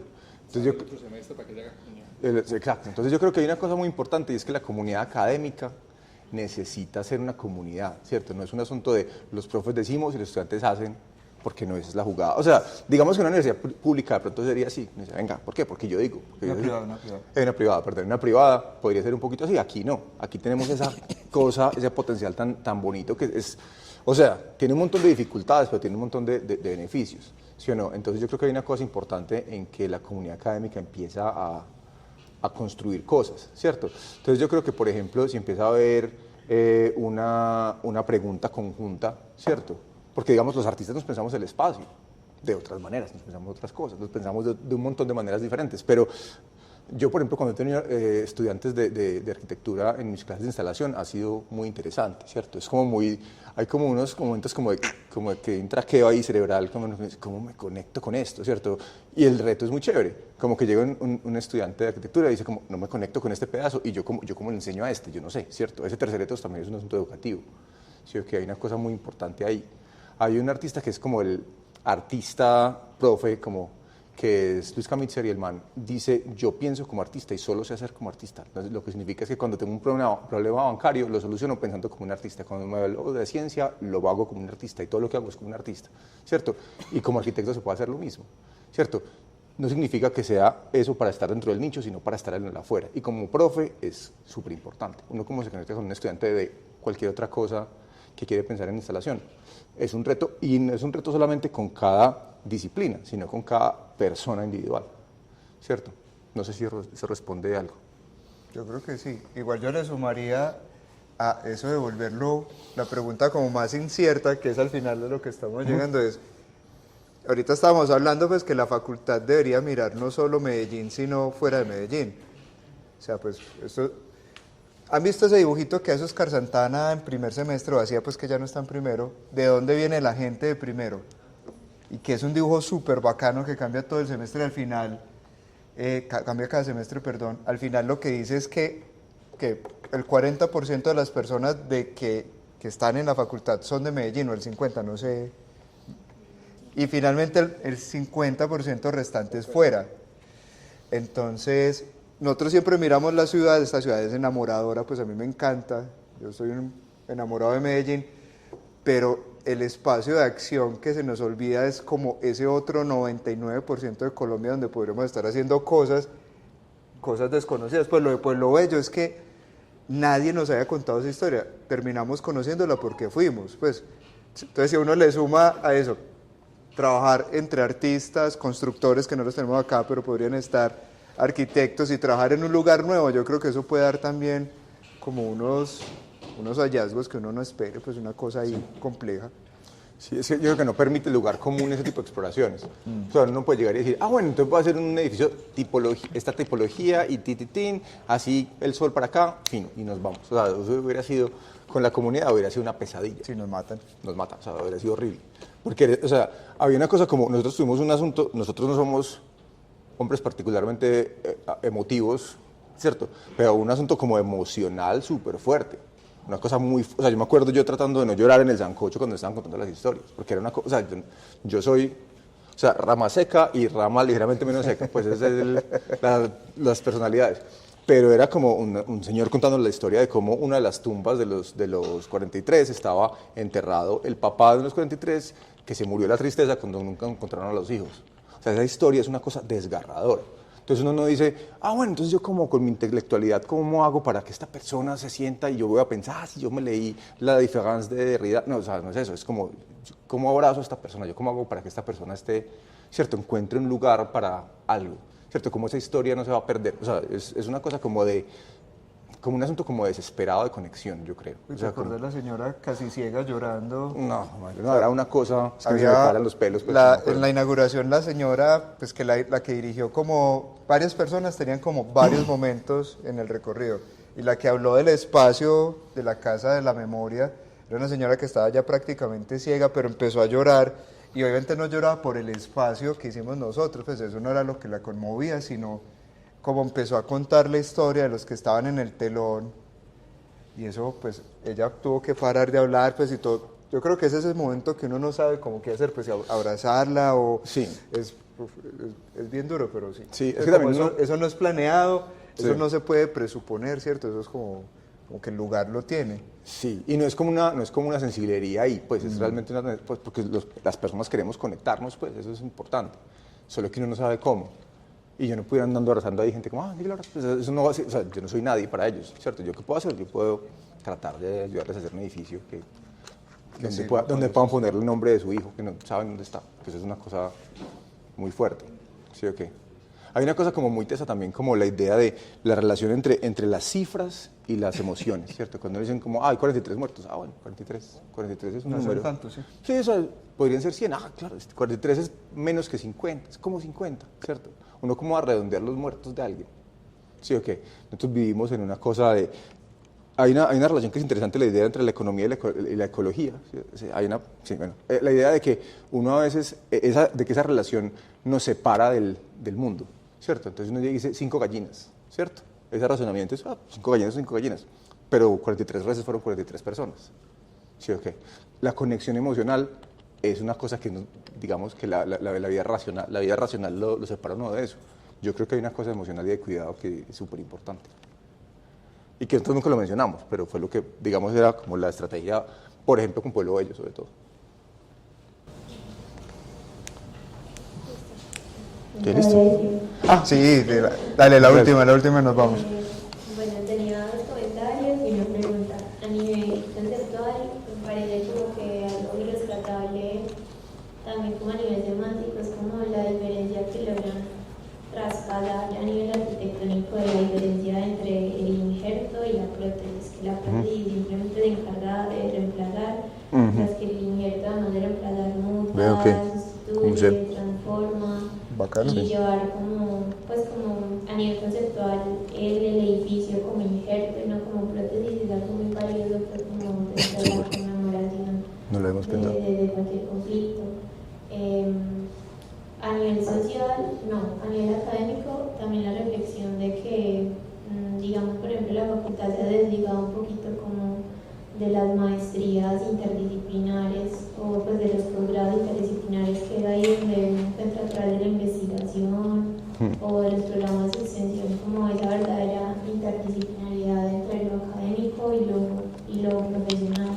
Creo que, por ejemplo, por ahí podría ser como el camino entre una verdadera asociación o construcción, pues como de la interdisciplina, no solo entre arte y arquitectura, sino entre otras disciplinas. Y la pregunta es a nivel social, no sé si, pues como, qué nivel de pertinencia o si les quedó como un porcentaje más alto de satisfacción el hecho de diseñar un proyecto que va acompañado desde cero hasta el nivel de ejecución por parte de la comunidad, como lo fue en el de Pueblo Bello. Pueblo Bello, o si se sintieron de pronto un poco insatisfechos a no saber exactamente cómo a qué sala de exposición iba dirigidos, pues porque son 2 miradas diferentes, pero para una misma visión común que es la conmemoración. Ok. Yo primero. Vale. Pues no, a ver, yo voy a empezar por la última. Creo que es un asunto muy satisfactorio, como que esas piedras en el zapato son una satisfacción, o sea, como que uno piensa como que la comodidad es lo ideal, como más fácil es mejor, más claro es mejor, más fácil, pero más claro también es menos satisfactorio porque es como, pues yo lo hago y está más fácil, ¿cierto? Creo que hay una cosa muy interesante en no sentir que está haciendo un cambio para alguien, o sea, ojalá profundo, cree uno, ¿cierto? O quisiera creer uno. En cuanto a lo académico, yo siento como, lo estabas mencionando, pero ya lo dije, pero lo voy a volver a decir, hay una discusión que yo tengo con un amigo arquitecto mutuo, con Luis Callejas, que está haciendo el doctorado en este momento en arquitectura en Noruega, y estábamos hablando un poquito de la trampa de la interdisciplinaridad, ¿cierto? Y es importante que la interdisciplinaridad no genere que se diluyan las disciplinas, o sea, la disciplina necesita ser esa disciplina, o sea, un arquitecto es importante en un proyecto grupal porque es arquitecto, ¿cierto? No significa, lo que decía ahorita, volver mínimo como un divisor, ¿cierto? Creo que hay una cosa investigativa que a veces aplana cosas en la interdisciplinaridad. Es importante mantener esas, como las potencias completas de cada disciplina. ¿Y la primera cuál era? No me acuerdo. No, ahí está. Ah, no, gracias. Lo del injerto, creo que nunca lo habíamos dicho así, pero nos lo vamos a robar, yo creo, porque no lo habíamos pensado La así. próxima la contaremos así. Pero sabes, ahí terminando, años después, pues porque llegar a ese lugar, por ejemplo, sin acompañamiento... De la policía, imposible. Sí, pues como del Estado es muy difícil porque los paramilitares siguen con una presencia muy fuerte. Incluso la foto bonita de la casita roja, esa, la de al lado es la casa de los paramilitares. ¿Cierto? Pues que y había guerrilleros también ahí, o sea, vecinos de una casa a la otra, seguía habiendo, o sea, es que era como el conflicto del país. Pero bueno, pero después me encontré a alguien de AFIT, ¿cierto? Y ese alguien, pues estábamos dando clase en una maestría y él me empezó a hablar de Pueblo de Ello y me empezó a contar, no, la gente quiere mucho ese edificio, ¿cierto? La gente lo quiere mucho, lo cuida mucho, es como una capillita para ellos. Y yo le empecé a hablar, pues que éramos nosotros, entonces fue muy bacano porque, pues, como descubrir años después que no era nuestra impresión de que a ellos les había gustado, sino que realmente habían sentido que eran parte de ese edificio, o sea, fue en tiempo récord, eso no debería ser así, pues si conocen a Simón José se demora 6 meses mínimo en la investigación previa con la comunidad, nosotros tuvimos 15 días, pero creo que el diálogo, pues, el sancocho, creo que fue exitoso. Y la suerte, y también estuvimos de buenas, pues yo creo que también fue como un poco de todo, o sea, porque el sancocho fue como que, vamos a comer sancocho, y nos contaron, pues fue como, ok, y cuando dijimos, eso fue lo que vimos, y dijeron, sí, súper, pero fue suerte también. Sí, ya sí, chau. Bueno, no, súper, muchas gracias. Yo creo que también yo tengo muchas cosas para hacer, pero ya está, preguntar o compartir, pero bueno, simplemente decir que esa pregunta, por lo que es común, lo que puede vincular en este caso las disciplinas en la facultad, es un proyecto que hoy tenemos. Yo creo que la charla hoy encarna pues también como parte de la aspiración de la facultad de generar pues como esos encuentros entre las disciplinas que digamos que queremos fomentar. Aquí con Jaime ahí entre oídos pensábamos nosotros a partir del diálogo con ustedes o de lo que nos estaban contando, incluso nos activaban pues como cosas que queremos o que podemos potenciar. Pero esa es como la idea, digamos, nosotros en la facultad y específicamente para el programa de arquitectura hemos planteado unos problemas de reflexión muy gruesos que llamamos núcleos prolémicos, los hemos organizado desde los más disciplinares hasta los más trans o interdisciplinares y ese se llama los límites y las fronteras de la disciplina. Yo creo que me fascinaría, por ejemplo, pensar que ustedes dos en el futuro pudieran pensar o un taller como hablamos acá o una línea de profundización justamente en los límites y las fronteras de la disciplina para como en esa transición hacia los estudios de posgrado, ¿cierto? Yo creo que hay un asunto como muy latente que tenemos una potencia, yo creo que dormida. Yo soy un poquito antes que la generación de Farid como egresado y aunque puede ser que en los 90 sí hablábamos mucho con los artistas como amigos, pero no hacíamos cosas juntos, o sea que realmente sí convivimos en el espacio, pero poco de producción o de trabajo colaborativo pues hay, y yo creo que incluso con los constructores, digamos que es que pues, también como suficientes polas y sal. Hermanos, ¿cierto? Entonces, bueno, esa es la idea, esperamos que puedan realmente surgir iniciativas incluso muy prácticas